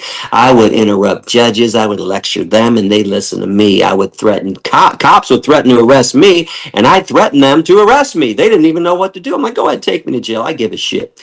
And then because their whole edge is they're supposed to frighten you when they say I'm going to take you to jail. I turn around, put my arms behind my back, say, take me to jail. I give a shit. Then what? They're like, man, you're crazy. I'm like, because I'm not afraid of you. So 97, we decided, a small group of us, that we wanted to do more than just be vegans, than just eat plant-based foods, than just hold signs at a protest for the circus or the Fur-Free Friday. And we decided that we wanted to give animals a chance to be free, enslaved animals a chance. And there were 5 of us, and we all agreed that we were willing to give up our freedom in our lives, if it came down to that too. And I'm only going to mention one other person by name, Hilma Ruby. She was the one that actually organized it. I was a neophyte back then. I was a newbie. She was an expert. She had been around for a long time before that, being vegan, and she knew where a fur farm was. So, and Hilma was the only other one that stood true to the cause, unlike our other 3 compatriots that turned state's evidence, that cried and complained and apologized. So we went to Blenheim, Ontario, to the Eberts Fur Farm, and we all had jobs to do. My job was to open up the cages. Hilma was spray painting ALF on all the imprisonment sheds. Pat was the getaway driver that dropped us off at 2 in the morning, was supposed to come back at 3 and pick us up. And Robin and Alan were going to cut holes in the perimeter fence and then come join me in opening up the cages when they were done with that. So I was warned, by the way, by a close friend of mine, Marie, who said, Gary, be careful. The mink might attack you. They're carnivores, and they might get angry and attack. And I have this belief that animals have a special sense that we've never developed, or that we used to have when we were connected with nature. And I said, nah. They're going to know why I'm there. They're going to know why we are there. They are not going to attack whatsoever. So as I'm opening up cage after cage, I'm in the 3rd shed now, and no mink tried to attack me. They were looking for the way out. One mink dove out and landed on my chest in attack mode. She was on her hind legs, and I remember leaning back and looking up, and she was head tilting me. That's, animals do that a lot as they're analyzing the situation, taking it in. And then she jumped off, and I swear she was analyzing and said, wait, this is the good guy. He's letting us free. And I remember putting my hands up going, yes, I knew it. I knew they were going to know why I was here. And I remember telling them, go for the exits. Go, guys. Now, keep in mind, I could not take 1,500 plus animals to freedom, too many beings, but I can give them a chance to be free. It's the same chance every human being would want if they had no way out, if they were going to have their necks broken, if they were going to be executed. You would be saying, man, I hope Gary's coming by tonight to open up these cages and give me a chance to make a run for it. So that's the chance they got. 540 did escape, never to be found again. Unfortunately, 1,000 never made it off the grounds, recaptured and killed. But again, they were going to be killed anyways. They got a chance to be free. A lot of things are blurry about that night. One of the things I really remember is the sounds of freedom, the screams of joy. 1,500 innocent beings, a symphony of joy. I swear, for that moment, I might have been able to speak mink, because it was saying to me, I can't believe we're out. I can't believe the cage is open. And again, I was just encouraging them to go find the way out. Unfortunately, things went badly for us that night. The police found out we were there because our getaway driver was a little child with a fucking idiot driving up and down the road at 2:30 in the morning, a rural dirt road. Some neighbors said, hey, there's a weird van driving up and down the street. So the police show up. I was in the last shed. We were just about finished, and Robin had joined me to help. And I saw headlights outside. And I remember telling Robin, hang on a second. And I said, hey, I want to go peek out. And I went and I peeked out the front, and I saw two cars that were talking to each other. And I said, this isn't good. This is not good. They look like cop cars. And then I heard somebody scream, hey, motherfucker, stop right there. So somebody was in the shed already with us. And I went and grabbed Robin by her shoulder. And by the way, she was my best activist friend at that time. And I'm still shocked that she ended up turning her back on the animals, crying, apologizing, complaining. And it wasn't like I enjoyed prison either. Of course I did. Who the hell wants to be in a cage? But we were there for a bigger cause, bigger than us. So I grabbed Robin and I said, follow me. I can't carry Robin like I can't carry all those mink to free. Hey, come on, follow me. And she was running behind me. I thought she was. I dove over the fence, ran across the street. There was this huge 600-acre field, which is where the mink that escaped got to. That's all they had to do was cross this little dirt road. And I'm running out into the field, and all of a sudden, there's no Robin. I found out later she froze. She ran a couple steps and freaked out. They apprehended her on the spot. I was apprehended later on in a taxi cab. I thought I was getting away. As I look back, though, I was supposed to be captured. I don't think I would have done the things I did unless I went to jail, because that's when I started getting the media calling me, professors calling me, come to my class. You went to the jail for the animals. So anyways, let me fast. So 97 was the mink liberation. The trial goes on for 2 years, 99. I'm about to be found guilty. My attorney knows, Steve Rogan knows that I'm going to give a speech. And that speech that everybody loves of mine, the Georgia Tech one, great speech. Maybe the best, well, no, second best speech ever. Best speech I ever gave is one that nobody really ever heard. It was the one I gave to the judge that day. I did a podcast with Joey Carbstrong a few months ago, and Joey surprised me midway. He handed me an iPad and said, I want you to do something right now. I said, what? He said, can you recite the speech you gave that day? Because I have the written version, I don't have the audio version. And I said, oh my God, I've always wanted to put this on video. I was transported back to that courtroom because when I was done giving the speech, Joey and the two camera people were in tears. That's how powerful it was. They were crying from what I said. And I don't remember the whole thing verbatim, but so Steve is begging me not to give this speech. Judge finds me guilty. I said, you tell him I have something to say. He goes, Gary, please don't. This speech, you're going to irritate him. You're going to aggravate him. I said, Steve, this speech is being said today. Tell him I have something to say. Now, Steve told me later on, he goes, just so you know, that morning he goes, I talked to the Crown attorney. They were giving you 3 years in prison. And he goes, you're going to make it worse. So I give this speech. There were 2 or 3 moments during the speech where the judge listened to me. In fact, he gave me the head tilt. As like, oh, okay. And one part was when I said, my presence in this courtroom today is paradoxical.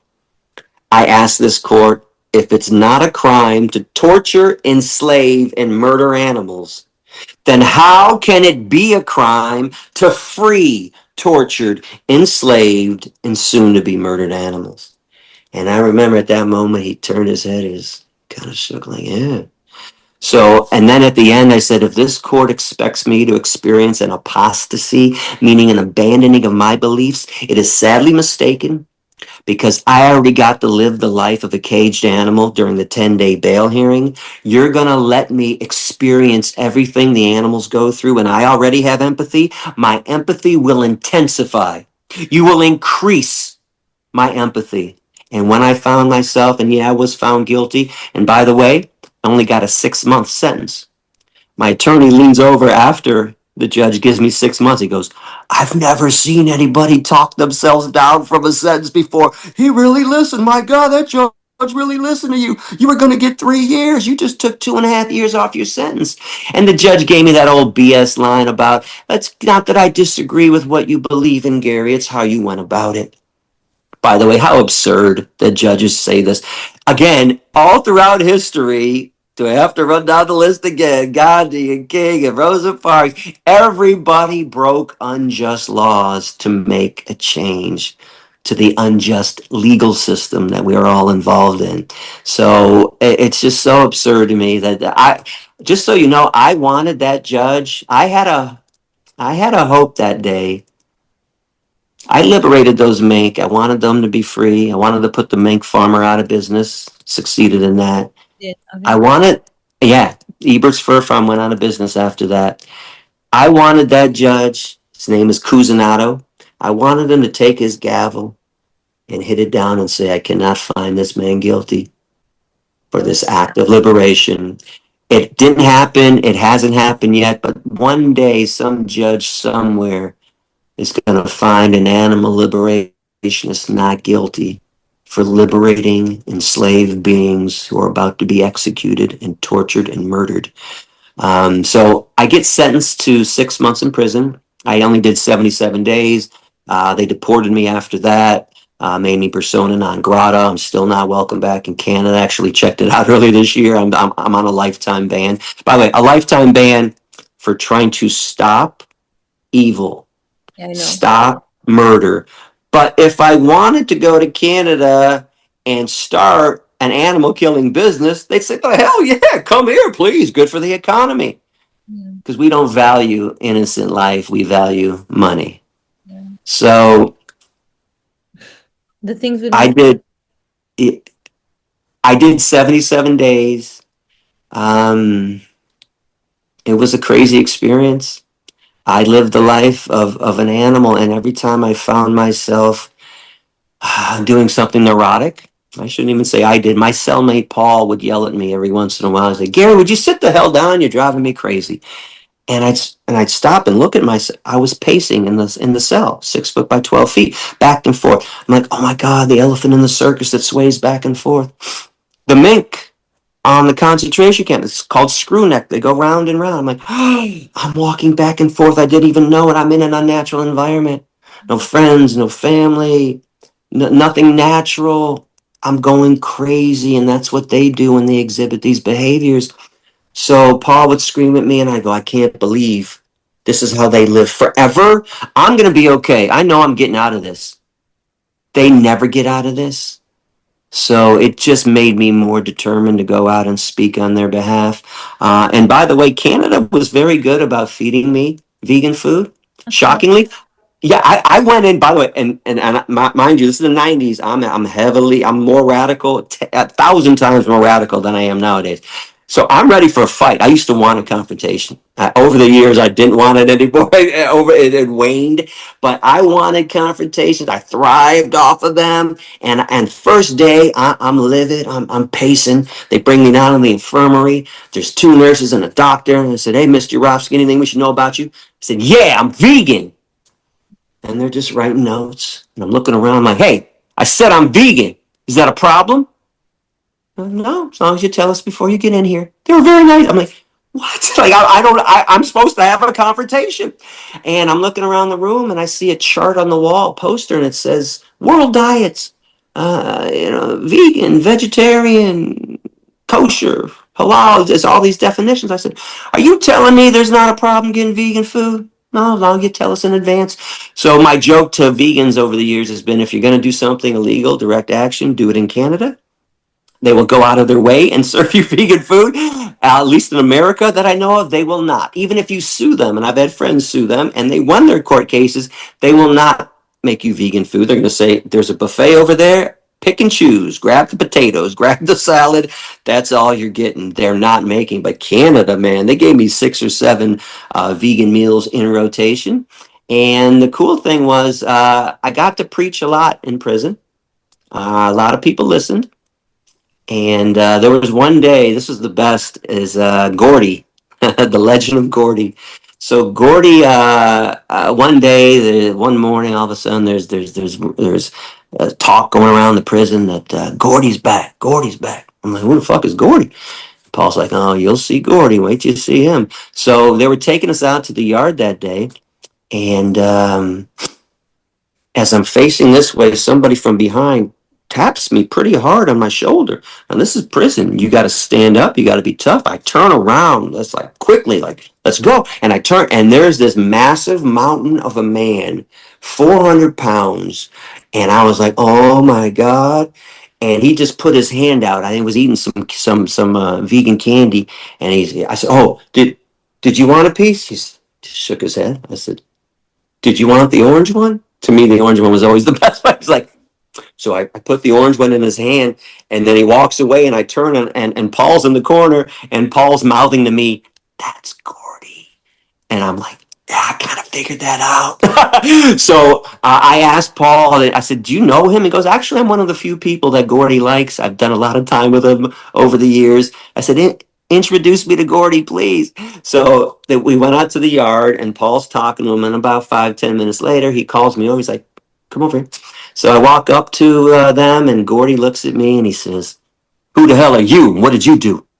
And I said, I went to a mink farm. I opened up the cages. They're going to break their necks. I was trying to stop all this violence from happening and give the mink a chance to be free, and then they put me in here. He looks at me and he says, I think that's pretty cool, man. You know what? I like wolves a lot. There was a guy down the street when I was growing up. He used to go hunt and kill wolves. I beat his ass so many times. I'm like, oh, look at Gordy. He's got a soft spot for the animals. So I talked to Gordy a lot about what animals were going through. I talked to a lot of prisoners. Most of them were completely open-minded. Gordy would read the literature. People would send me stuff, and I'd pass it to him. So one day during lunch, I wish I had a camera. Man, I wish I had a camera for this. So most people know about mystery meat when you're in high school. You don't know what the meat is, right? It's like, what the hell is this? Well, you should see what meat is in prison. So one day, Gordy calls one of the guards over and he says, I want to see the warden. I want to see the warden right now. Now, Gordy was so big and bad, he got to do just about anything he wanted to do besides leave. So if Gordy wanted something, the guards are, oh, okay, Gordy, hang on. And then the warden came down within 2 minutes. So the warden comes down and Gordy says, Gordy holds up the piece of meat and he goes, what the hell is this? And the warden takes it and he's looking at it. He says, I don't know. And Gordy says, Gary's over there. Everybody knows what he's eating every day. He's got a bowl of vegetables. He's got tofu over there. Why can't we get what he's eating? And the warden says, oh, Gary's vegan. That Gary gets special food. That's different from what you guys are getting. And Gordy says, well, then we want vegan food too. And here they are demanding vegan food. And the warden says, no, you can't change your diet once you're in here. And Gordy says, we want vegan food. And everybody follows him because he's the alpha male. So they're all pounding on the table. We want vegan food. We want, and I'm in the corner going, oh my God, I've never seen this before ever. They're demanding vegan food. Unfortunately, they wouldn't let them change their diet. A lot of people wanted to, but I did a lot of preaching in there. A lot of people listened, and it was a crazy experience. When I finally got out, I couldn't wait to be active again. The only downside was I couldn't be active in prison besides talking to the people there, but that's a different level of activism, at least for me. I was taking it to another level. It was crazy, but it didn't stop me. In fact, I think 10 days after I got out, I went and did an act of civil disobedience where I chained my neck to my car again in front of the Detroit Animal Control Center. We found out that they were gassing dogs and cats in a garbage can in the alley next to a car with a hose hooked up to the muffler. They would put the hose inside the garbage can and put a lid on it. So I went and did a lockdown there, blocked the front entranceway with my car to bring attention to this. And as the cops finally cut me loose, and as I passed the media, I turned to the cameras, said a few things about what the dogs and cats were going through, and said, nice try, Canada. Not going to work. Right back to jail. So those are my radical days. And the only reason I stopped is, I think over the years I've run the gamut of activism, and there are some things that I just don't think are as effective as they used to be. There was a time going to jail for your cause was near the top of the most effective things you could ever do. And of course, I mean, look at the people I mentioned. Those are the people I studied. Gandhi went to jail. Dr. King went to jail. The Black Panthers, Rosa Parks. I mean, all the activists were going to jail. I don't think it means much anymore these days. I don't think anybody cares if you go to jail. I don't think the judges care anymore. They're willing to hand down big sentences too to people. So I don't think civil disobedience is effective. There was a time, 70s, 80s, 60s, at least in America, and it was really effective. It's not. So I stopped doing that stuff because once I stepped into the classroom, I realized this is where the massive change is happening. This is where I have 25, 50, 100, maybe 400 students in an intro to philosophy class one day. I have hundreds of students this today where I can give them the message and convert half of them to the vegan ethic. This is where change was happening to me. And I haven't, since 2002 officially, I haven't done anything else besides educate. I stopped every other form of activism. I even stopped doing media in 2006 or 7 in America. Now, I did do some media when I was in Israel in 2012 and 13. They convinced me to do it. I'm glad I did. I've heard a lot of good things about those famous interviews that are out there too. But I don't have much faith in the media these days. I think social media is different because we can reach more people. Although, like I said, it's still a tough avenue because you have to hope the person on the other end is listening. But I don't think mainstream media is that valuable, if it's valuable at all anymore. But education, teaching somebody what Anonymous for the Voiceless is doing on the streets, education-based activism, I think that's where it's at. Nothing will ever beat that. And you've been traveling the world to do this, to speak up and to give lectures. Which country do you feel was the one that was most impactful for you? By far, Israel. It was still the most phenomenal thing I think has ever happened in the entire animal rights movement. I was there in 12 and 13. News reports still state that I've converted anywhere from 5 to 8% of the entire population. It was the most amazing thing I ever experienced. People were coming out of their way to hear me speak. They were renting out movie theaters, 500, 600, 800 people a pop. Bars, they were renting out bars, maxing it out, 200, 300 people. People were standing on the streets. My first lecture there, I was at a bar. It was packed to the rim, and there was more than 200 people in there. I actually had to work my way through the crowd to get to the platform to speak. There were hundreds of people outside who couldn't get in. They had projectors. They went and set up projectors in the street showing the speech I was giving inside. They stood on the street listening, and why? I don't know why. I don't know what made everybody in Israel listen, but they listened so much. It was such a massive change that since then, when they've done protests, 50 to 100,000 people have come out for an animal rights demo. Listen, you'd be lucky to get 50 people anywhere else in the world. I never had 50 people back in the 90s. It was usually 8, 9, or 10 people to a demo. So Israel was just phenomenal. They were listening. Every word I said. It was amazing. It really was. It was stunning. Restaurants. I was converting owners of restaurants who ended up changing their restaurants to vegan. Near Rosenfeld, a dear friend of mine who's now in Frankfurt, he heard me while I was in Israel. He had 3 restaurants back then, all meat eating ones. Day after, he closes them down. He says, we are converting now. It took him, he said, it only took him, I think, 30 days, maybe 40 days. He converted them to vegan restaurants. Everyone was pissed off at him, his wife, his family, the workers. They said, hey, Nir, if you want to be vegan, that's one thing, but you're going to put us all out of business, put us out of work. He said, trust me, this will work. Nir now has 7 vegan restaurants in Frankfurt. They're all thriving. His daughter Zoe just opened up an 8th one this past year.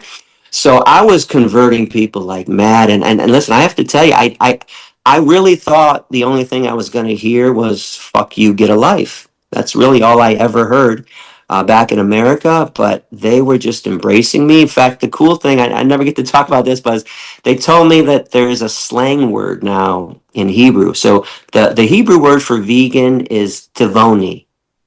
Tivoni. So there were so many Gary vegans that they run into each other and said, what made you vegan? Why did you become vegan? They say, a TiVo Gary, Gary TiVo. I'm a Gary vegan. Gary made me vegan. Gary Gary. So I'm like, okay, that's pretty cool. So I mean, it was stunning, and again, hundreds of people per lecture going out of their way. Oh, the best thing was, so high schools were always tough for me, even in America. Too many rules and regulations. Well, no different in Israel. They ended up kicking me out of the high school system. In fact, there's a debate online with me and the education minister. So I had this big lecture set up at a high school. It gets canceled, and then one of the parents calls me the following day and says, "Gary, would you come to our house, to our backyard, and give this lecture? We've invited the students at the school to come to our backyard." And I said, "Well, that's very cute and wonderful, but it's Friday, by the way. No one's gonna, no, these kids, these high school kids aren't gonna come to your backyard to listen to me talk about veganism. Are you kidding me? Please, Gary, I promise I'm gonna get people there. My sons and daughters are out there right now telling all their classmates." I said, "Okay, I have nothing else to do now anyways. That was my lecture for tomorrow, but okay, I'll show up." So I show up. Nobody's there. We wait an extra 15 minutes. Nobody's there. I said, "I told you. It's okay. Thanks for trying." And all of a sudden, 6 people show up. And I said, "Oh," I said, "this is a little weird. I'm not going to lecture for 6 people." And they said, "No, wait. Don't leave, Gary. Everybody's coming." I said, "What?" All of a sudden, boom, they start pouring it. There's a video online. You look up Gary's backyard lecture. Uh, 200, maybe 300 students in the backyard. They set up a projector for me. They had chairs. I'm positive every single kid that day became vegan. It was one of the most amazing moments because it was so bizarre. Like, I would never have set this up. So it was in the moment. And back then, I was in my prime in 2012. Yeah, my brain was melting, but it wasn't melted like it is today. I was as sharp as I had ever been. And it was just this stunning moment of these kids listening and went out of their way to hear the truth. And it was quite a moment. I would recommend people go to YouTube and punch up the backyard lecture. It was great. So Israel by far was the most amazing experience I ever had. Now, I just went to Germany, Cologne, for 30 days with Paul Bashir and Anonymous for the Voiceless. And now what was amazing there was two things. One, what AV did was take my classroom presentation, condense it down to a 3-minute protocol to engage people on the street. So they took my classroom lecture to the street, which is funny because I took my street protest to the classroom way back in the day.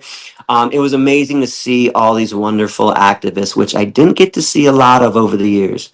I'm not trying to be harsh on the activist community, but when I was in it, I didn't like how everybody was doing it. I'm still not crazy about most of it. It's too soft. It's not, you're not holding people accountable. I don't like the way people say things. So that's why I went out and decided to do things myself. So Paul, though, he has the Anonymous for the Voiceless People. All little Garys running around. And it was the first time I ever felt so impressed with other activists that if somebody needed something to be said to somebody, you didn't have to ask me. Ask Oliver. Ask Lucy. Ask Dennis. Ask Mara. Ask all these other people knowing there. I'm like, wow, you guys know your shit. Well, we studied you, man. We studied your stuff. I'm like, good, because I don't remember most of it. I'm too old these days. I'm too beat down. So I was really blown away with the AV community. And what was really cool was more than 90% of them, they were all Gary vegans or Gary vegan activists. They became an activist because of me or went vegan because of me. And there were people flying in from other countries that heard I was there just to shake my hand, just to take a picture with me. I'm like, oh, come on, this is crazy, guys. You don't know, I'm just a goofball. I'm not this. You guys got me up there like Gandhi is. No, if you only knew how goofy I was. But people were driving 4, 5, 6 hours just to hang out with me one day.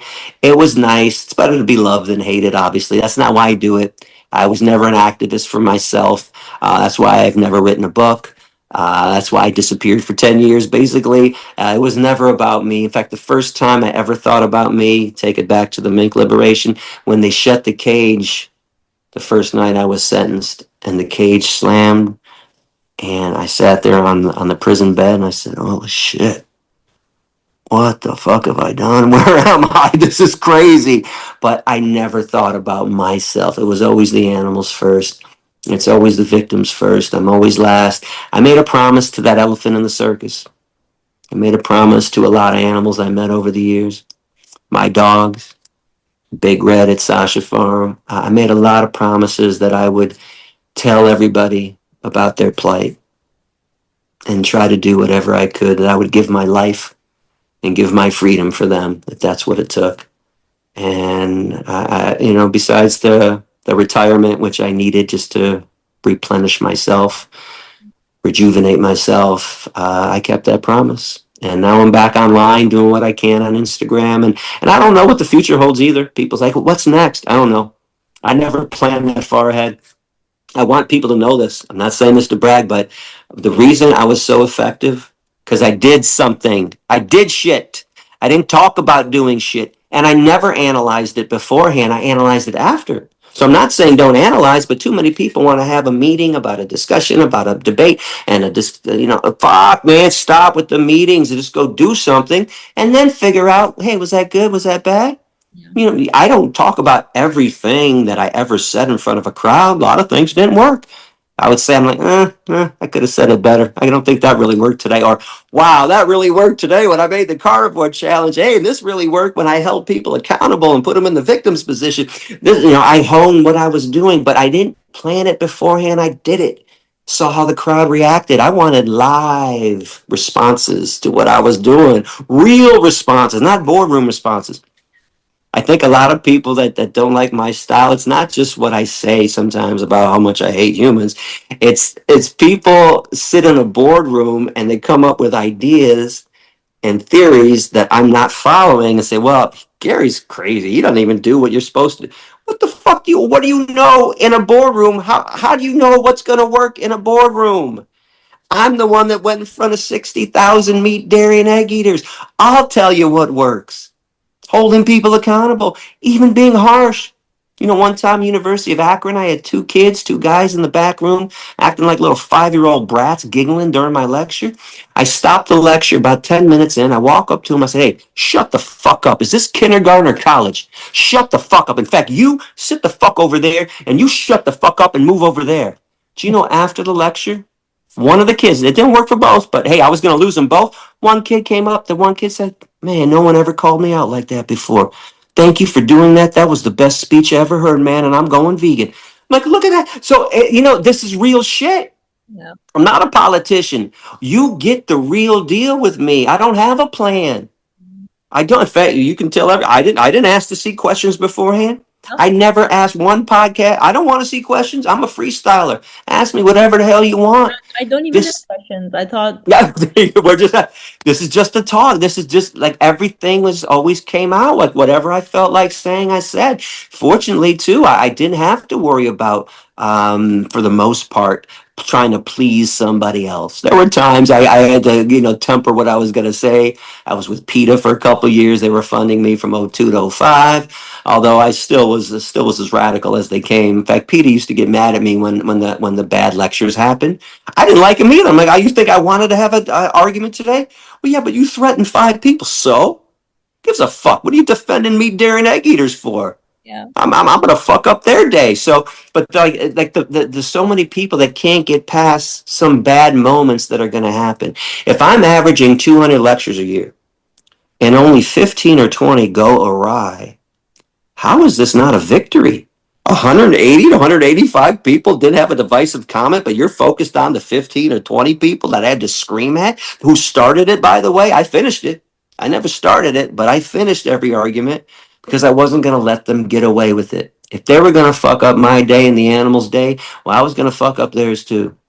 I was going to make them think about the stupid things that they were saying. I was going to let them know how stupid and evil they were. In fact, one kid, Miami-Dade College, I'll never forget this because I knew he was bad. When I walked in the classroom, I knew I'm like, good, bad, on the fence. So I had this guy pegged as evil. He was the only one that raised his hand during Q&A. I didn't want to call him, but no one else. I was trying, like, anyone, ask me anything you want. And sure, you don't want a question. I'm trying to avoid it. He's like, I said, yeah. He goes, I wish nothing but evil and death to the animals. That's a quote. Wow. I instantly said, well, I hope all that evil and death return to you and your family tenfold. He stands up, says, fuck you, and walks out of the room. Well, what the hell did I? He can say, he can dish it, but he can't take it? Like, what kind of shit is that? So, but those were the things. I would not let anybody get away with the evil things they were doing to the animals. And again, my goal was to convert you and at the very least plant a seed. Again, I wasn't a hypocrite. I wasn't gonna scream at you if you didn't become vegan. I just wanted you to listen.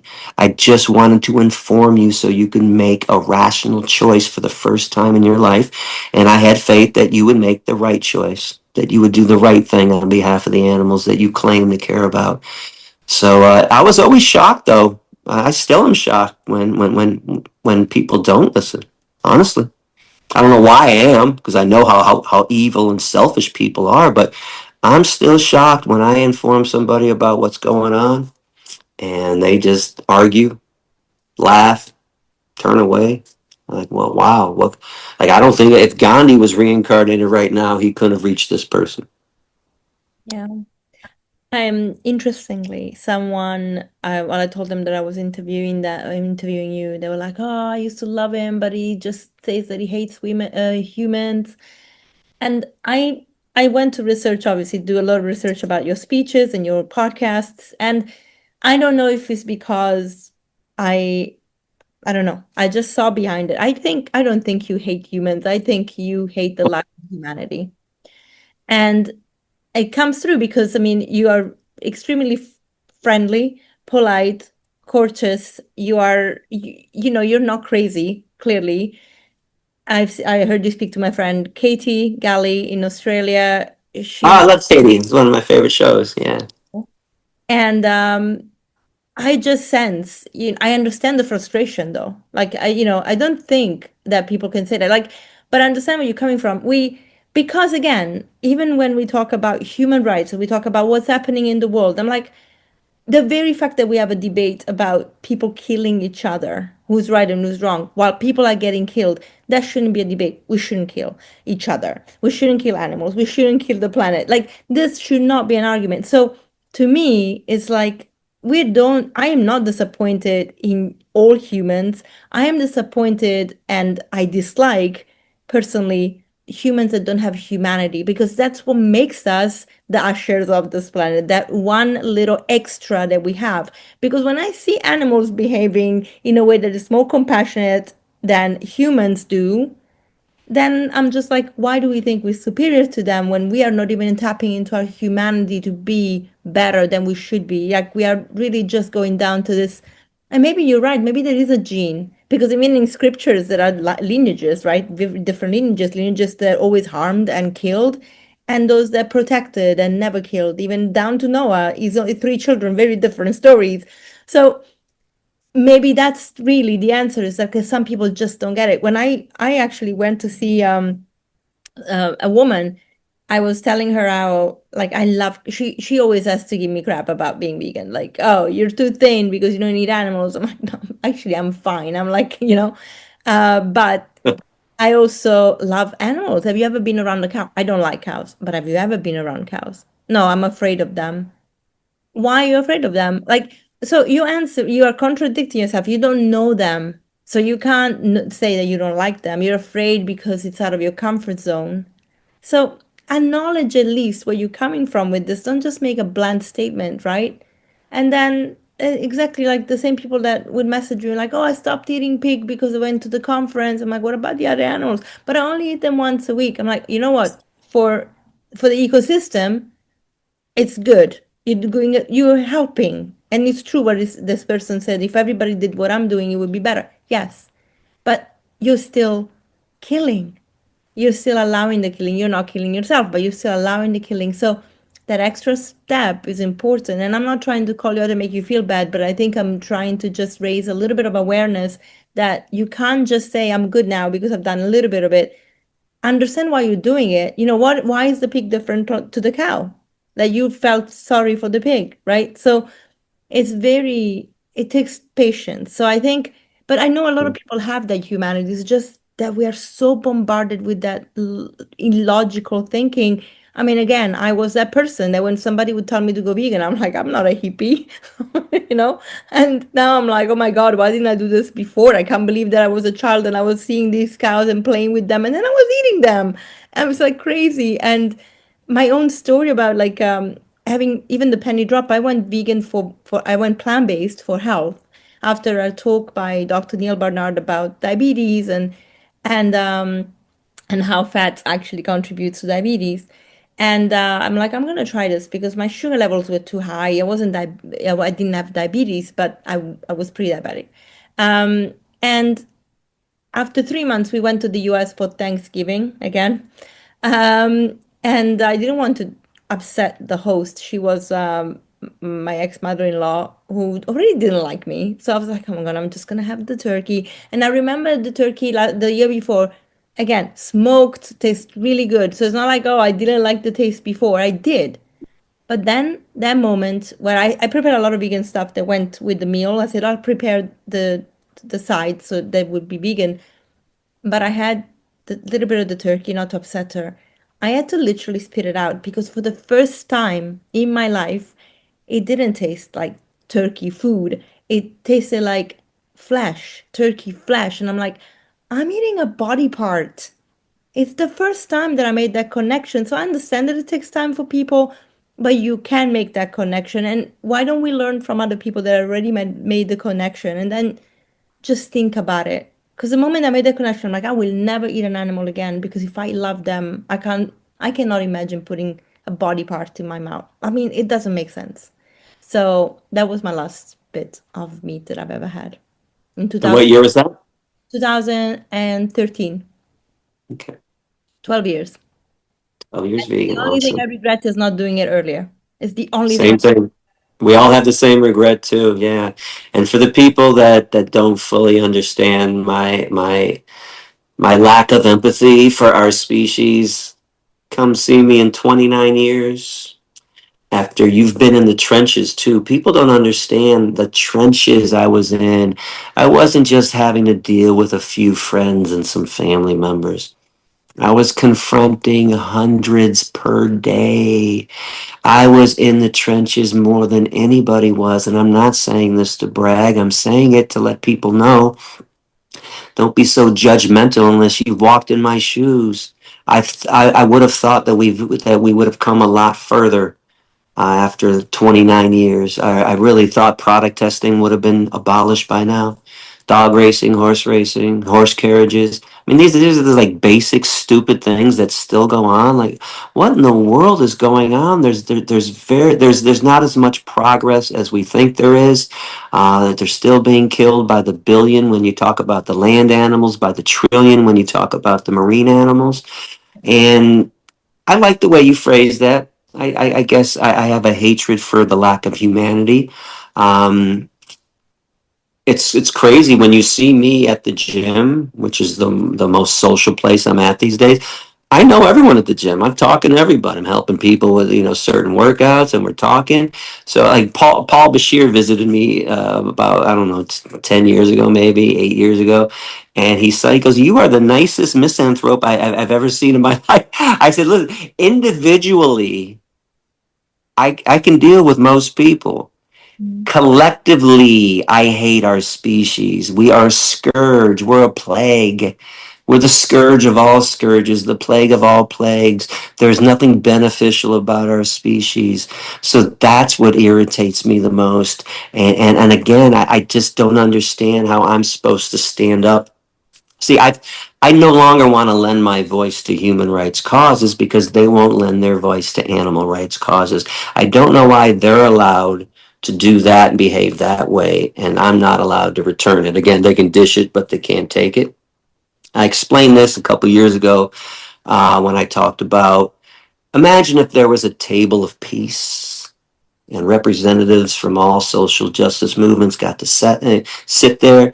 There's a black activist. There's a woman activist. Run down the list. There's a gay rights activist, And then they extend an olive branch to me, the animal rights dude, and we sit there. Well, they'd be allowed to sit there with cow skin shoes. But if I said, oh, I don't think gay people should have the right to be married, and I don't believe that, but let's say I said that, they would kick me out. Let's say that I said, you know what, I don't think women should have equal pay as men. I'd be kicked out. If I said, I don't think black people should be head coaches in the NFL, I don't think they should own and run major corporations, I would be kicked out. But they're allowed to say cows and pigs and chickens don't matter. Oh, they're stupid. If the meeting went on long enough, they'd actually be allowed to bring dead cows, pigs, and chickens to the table of peace. Yeah. So the contradictions are too great for me to ignore. I cannot nor will not accept those contradictions anymore. And the only thing that I've done, I've taken the human rights playbook and flipped it. Their playbook is simple and it's brilliant. And I'm not sarcastic. It's a brilliant playbook. Don't talk about the animals, just talk about what the humans are going through.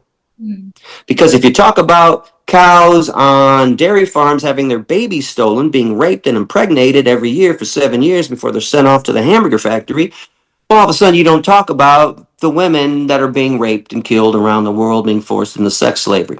So all they do is talk about human rights stuff, ignore the animal stuff. So all I want to do is flip it. Let's just talk about electroejaculation. Let's just talk about artificial insemination. Let's just talk about baby stealing and not talk about what's going on around the world in the Sudan, in the Middle East, and elsewhere. Let's just talk about the animals. And then people are freaking out about this. Why? What is wrong for an animal rights activist who signed up to be an animal rights activist only? That was what why are you making me do something I never asked to do? Or why can't I have my own opinions? Always amazing because I don't like your opinion. It's my opinion. The fuck? If it was your opinion, then it wouldn't be mine. I thought you asked me how I felt. This is how I feel. And guess what? You don't have to agree with me. A lot of my close friends don't agree with everything I say, but they understand what I do on behalf of the animals, how many hundreds of thousands to millions of people that I've converted, how I expose the injustices. And they say, man, you are like the best activist that has ever existed for animals. God bless you. I don't agree with everything. But no, I didn't ask you to agree with everything. I'm just stating my opinions because I'm not a politician. And if you ask me a question, you're going to get an honest answer, even if you don't like the answer. This is, by the way, you know what the professors love most? This part. They said, Gary, we never met anybody so open and willing to talk about what they believe in without any fear of repercussion. Man, you really state how you feel. Yeah, not a politician. Not going to say what you want me to say. I'm going to say what you need me to say. I'm going to say what I feel needs to be said. And that's why the professors constantly brought me back. This is also something that irritated me when people say, oh, I don't like this, Gary, you shouldn't say this and don't say this. I said, well, if the professors aren't kicking me out of their classes and they're not, why do you think you're right and I'm wrong? Because I'll be honest and fair. If the professor said, you'll never come back in my class again, and I kept getting kicked out of schools and classes, I'd say, you know what? I guess I got to change my style. I better say things a different way. But all they did was say, Meg, please come back. Wow, we love the way you are. We love the way you act. So I don't understand why other people got upset with how I was when the people I was preaching to were listening. Even if it didn't make sense in your playbook, in your boardroom, sometimes things don't always go as planned. Sometimes, you could come up with this perfect plan. It might not work when you put it into play. Look at what I've done, and don't ask me why I get away with the things I do, or I say the things I say, and then there's very little to no repercussions. Because I don't know, I'm real, I'm genuine. This is how it is. I'm not asking for some. I'm not trying to, create this following. I'm not trying. I'm not trying to sell a book. I'm not trying to, bring in money. Send me money. Send me your money. I don't. I never charged the school for a lecture. I believe you. People don't even know that. I never charged a school. I never thought you should have to pay to learn the truth. I found wealthy vegans who had money, and I say, you give me money so I can travel and buy an airline ticket, pay for a hotel and a rental car, get some food while I'm on the road. You pay me to go lecture because they shouldn't have to pay to learn about the truth. This is something everybody needs to hear. And that worked well. Yeah, It really scholarships did. are necessary, and it's a great way to invest money. You don't have to always get a return on it. The return is what you believe in is being propagated. That's the biggest investment. Again, when we die, we don't take any of it with us, but we can leave a footprint on this planet. That was my closing speech at the conference. I'm like, everybody wants cars and houses. You kick the bucket, that stuff stays here. Like it's done. Just but your ripple effect, that stays here. I'm with you. That's all I want is a big, massive footprint that a bunch of people are still talking about animals and trying to fight for their freedom and their justice, and maybe even using some of my lines. I think it's like I'm not bragging about it, but I like when sometimes people come up to me and say, Gary, I think we should say this, that. I'm like, that's my shit. I used to say, you got that from that. You might not know, but I said that in 2002 in one of my lectures. But because I spent all my time trying to come up with the perfect way to make somebody get it. And again, I don't have the answer, but that didn't stop my crazy brain every night. That prevented me from sleeping, by the way. I only slept for 2 hours a night for more than 25 years because all night long, this crazy brain of mine would put me in a mock debate with somebody. Gary, what are you going to say now when they say this? I'm like, no, I just want to sleep. But Gary, they're going to say this. What are you going to say? And I go, oh, wait a second. I got something really good. I'm like, okay, can I go to sleep now? I'm like, no, because now they're going to say this. What are you going to say? So I had all these years of experience coming up with great ways. And remember, I got to test it out on a crowd the next day after I came up with it and said, okay, this is going to work. They really listen to that. So I came up with it. I got to test it out, and then it worked. So it stayed in my repertoire. Yeah. I got a big bag of funny shit in my head and clever shit and things that work. I can't always grab it and access it anymore because my brain is melted. But man, there was a time during Q&A, if you asked me a question, I already had 10 different ways to answer it. And it depended on how you were asking me. If you were asking me sarcastically, I had a good sarcastic response. If you asked me like a smart ass, I had a smart ass response for you. If you asked me very seriously, I had a nice serious response for you too. I had them all. Like, well, which one do you want? Which one do you want? So um, I wish I wish the Gary haters out there would again analyze what I've decided to sign up for in my life, and it's to be an animal rights activist only. And whatever other feelings I have, it has no bearing on what I do for the animals. And it doesn't stop me. Everybody thinks, oh, it's going to affect him and how effective he is. Really? When? Look around. What do you mean? People keep listening to me. I keep reaching people. It's just, it's real shit. And again, you don't have to. I'm not asking for fans, but just understand and go. All right. And all you got to do here. I'm going to close this with this statement. Um, See, I'm more of a Malcolm X fan than a Dr. King and a Gandhi fan. I appreciate them all, but early Malcolm X is my style. It is harsh and abrasive, but truthful and just is unwilling to bend. Dr. King was asked a lot to stop Malcolm X. Mm. Because a lot of people, this isn't the first time people have thought somebody in a movement was doing harm to the movement. So black activists thought, oh, Malcolm X is too hard, man. You got to get him out of here. It needs to be Dr. King's peaceful pacifist way. Dr. King understood the value of Malcolm X, even though they were at odds about certain activist styles. And they asked Dr. King dozens of times, can you please stop Malcolm X? Dr. King's response was, don't ask me to stop Malcolm X. Malcolm X will stop when racism stops. And that's all you got to do is paraphrase that to me. Don't ask me to stop Gary. When you guys stop killing animals and exploiting animals, Gary will stop. Gary will go away. And by the way, Gary would love to go away. I would love to work out every morning, come home, take a shower, sit in my underwear, and smoke weed all fucking day watching Sports Center and Breaking Bad and Seinfeld reruns and not have to worry about the horror that animals are going through. I would love to disappear and go away, but not until people stop killing animals. So again, for the haters out there, just say that. Yeah, you know what? When everybody stops killing animals, Gary will stop.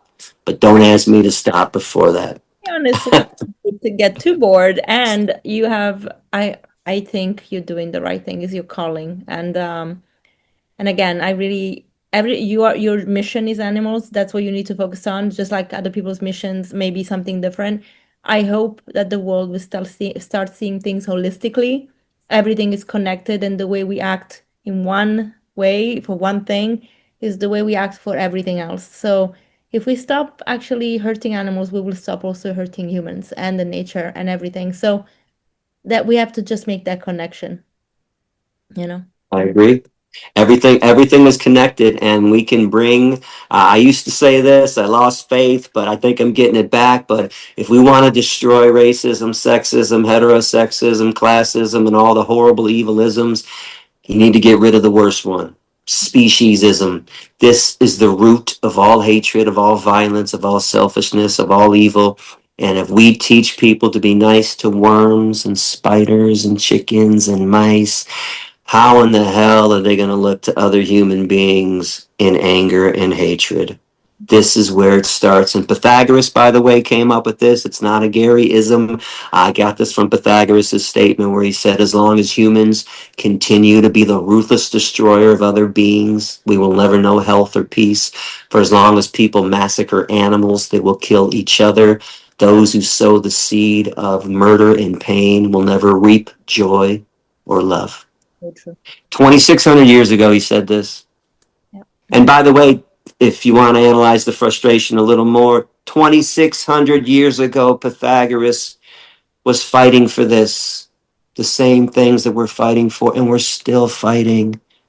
This abuse is so long lasting and so massive. It is. If you're not frustrated, are you really paying attention?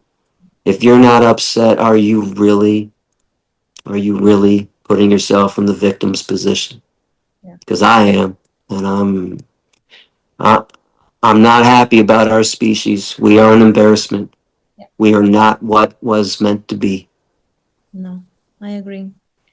Gary, thank you so much for your time, for your, I think your brain is not melted. You're super eloquent, and I think you're doing amazing work. And I'm just gonna plug in Sasha Farms. You support Sasha Farms, so can you just end with telling people how they can support and why? Yeah, please support Sasha Farm Animal Sanctuary. I've been going there since 1996. It's located in Manchester, Michigan. It's a haven for animals. Always have a couple hundred animals, cows and pigs and chickens and turkeys and goats and sheep, emus, peacocks. Had an ostrich once. They will rescue any animal that needs a happy home.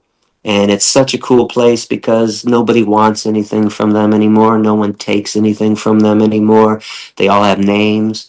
They don't have numbers. They're not tattooed. And I think everybody needs to support Sasha Farm and other sanctuaries. I want to be clear. There are probably sanctuaries in your city, in your country, in your state, wherever you're at.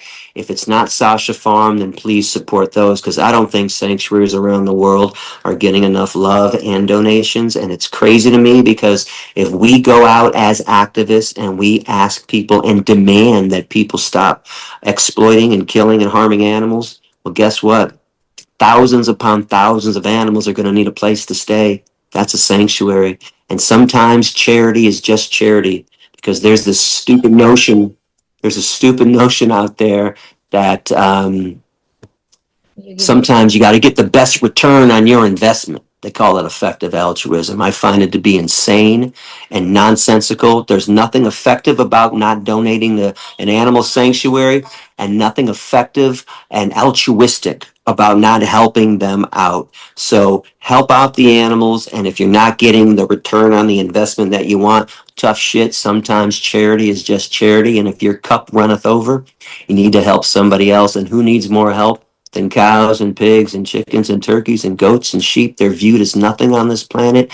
They have nothing. And these places are the only places where they actually have a place to stay and they have people taking care of them and not wanting anything from them.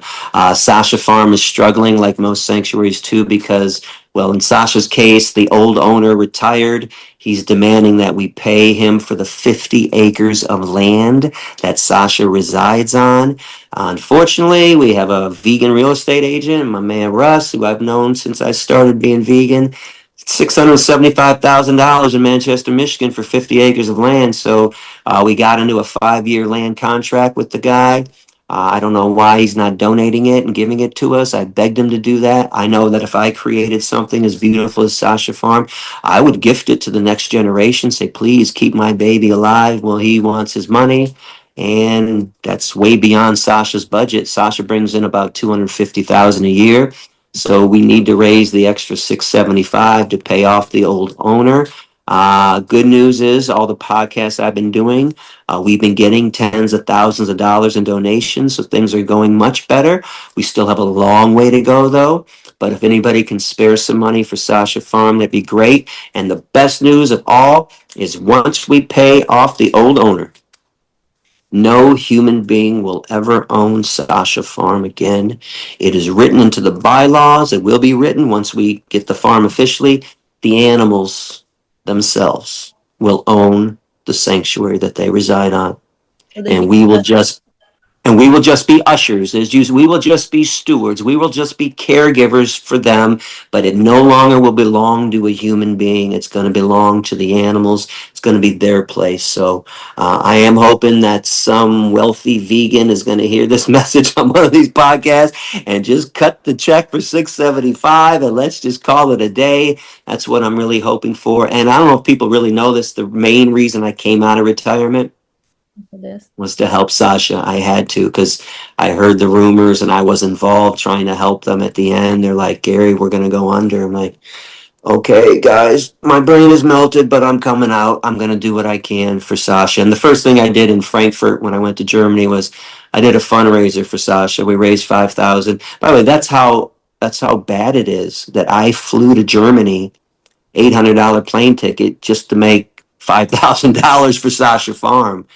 This is how much they were struggling. Again, things are much better now that I've been out there spreading the message, but we still got a long way to go. So please help Sasha. Please help all sanctuaries. If it's not Sasha, help the one in your area and donate time.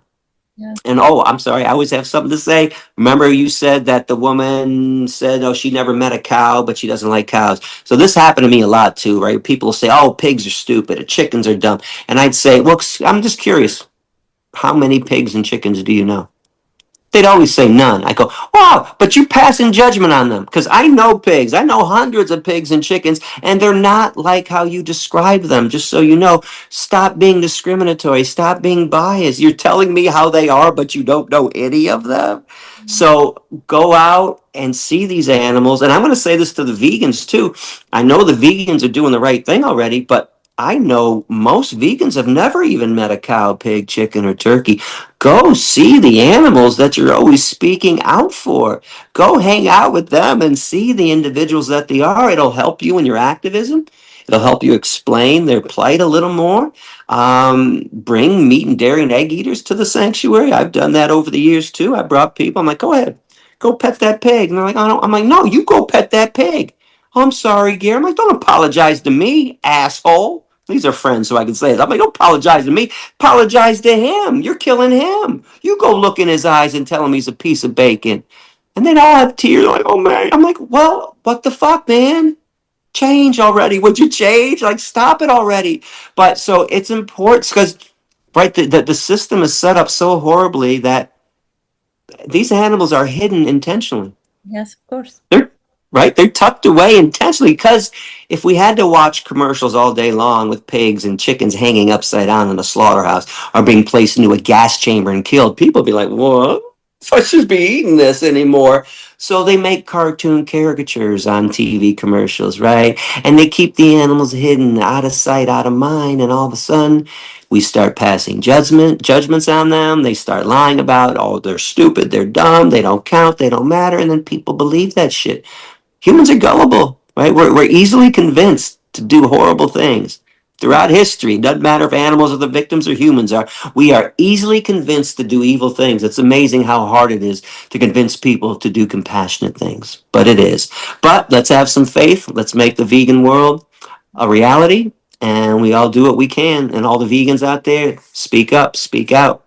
Thank you, Chantel, so much for having me on. This was great. I really enjoyed talking to you. Yeah, me too, really. Thank you so much. Appreciate you a lot. And I hope that when you come to Europe, we'll get to meet. Yes, we will. If I ever get back out. I was on the road for so long. I'm not looking forward to traveling. It was 3 months straight on the road. I'm like, oh God, I got to get back home. People were shocked. Like, Gary, you're going on the road for 3 months? I'm like, yeah. You haven't left the house in 10 years, but you're going on the road for 3 months? I'm like, Radical Gary, what do you think? It's one or the other. I'm in, I'm out. Well, hopefully you can relocate here because Carmen is Spanish. So, Yes. yeah. Well, thank you so much. Thank you. Thank you, Gary, and thank you everyone for staying on to this episode. I absolutely loved it. It was a long one, and we didn't plan on a 2.5 hours episode, to be honest. We really only planned on 1 hour and 15, but everything was so organic and fluid, and the conversation was intelligent and well elaborated, and it was really going in places where we could talk and discuss and think that, you know, it felt natural to keep it going and not disrupt it, because there's so much to say. And of course, the stories that Gary has, they are amazing, and just cutting them short would do them no justice. So I hope you enjoyed it, even if you listened to this in sections, but I hope it was a really good episode for you.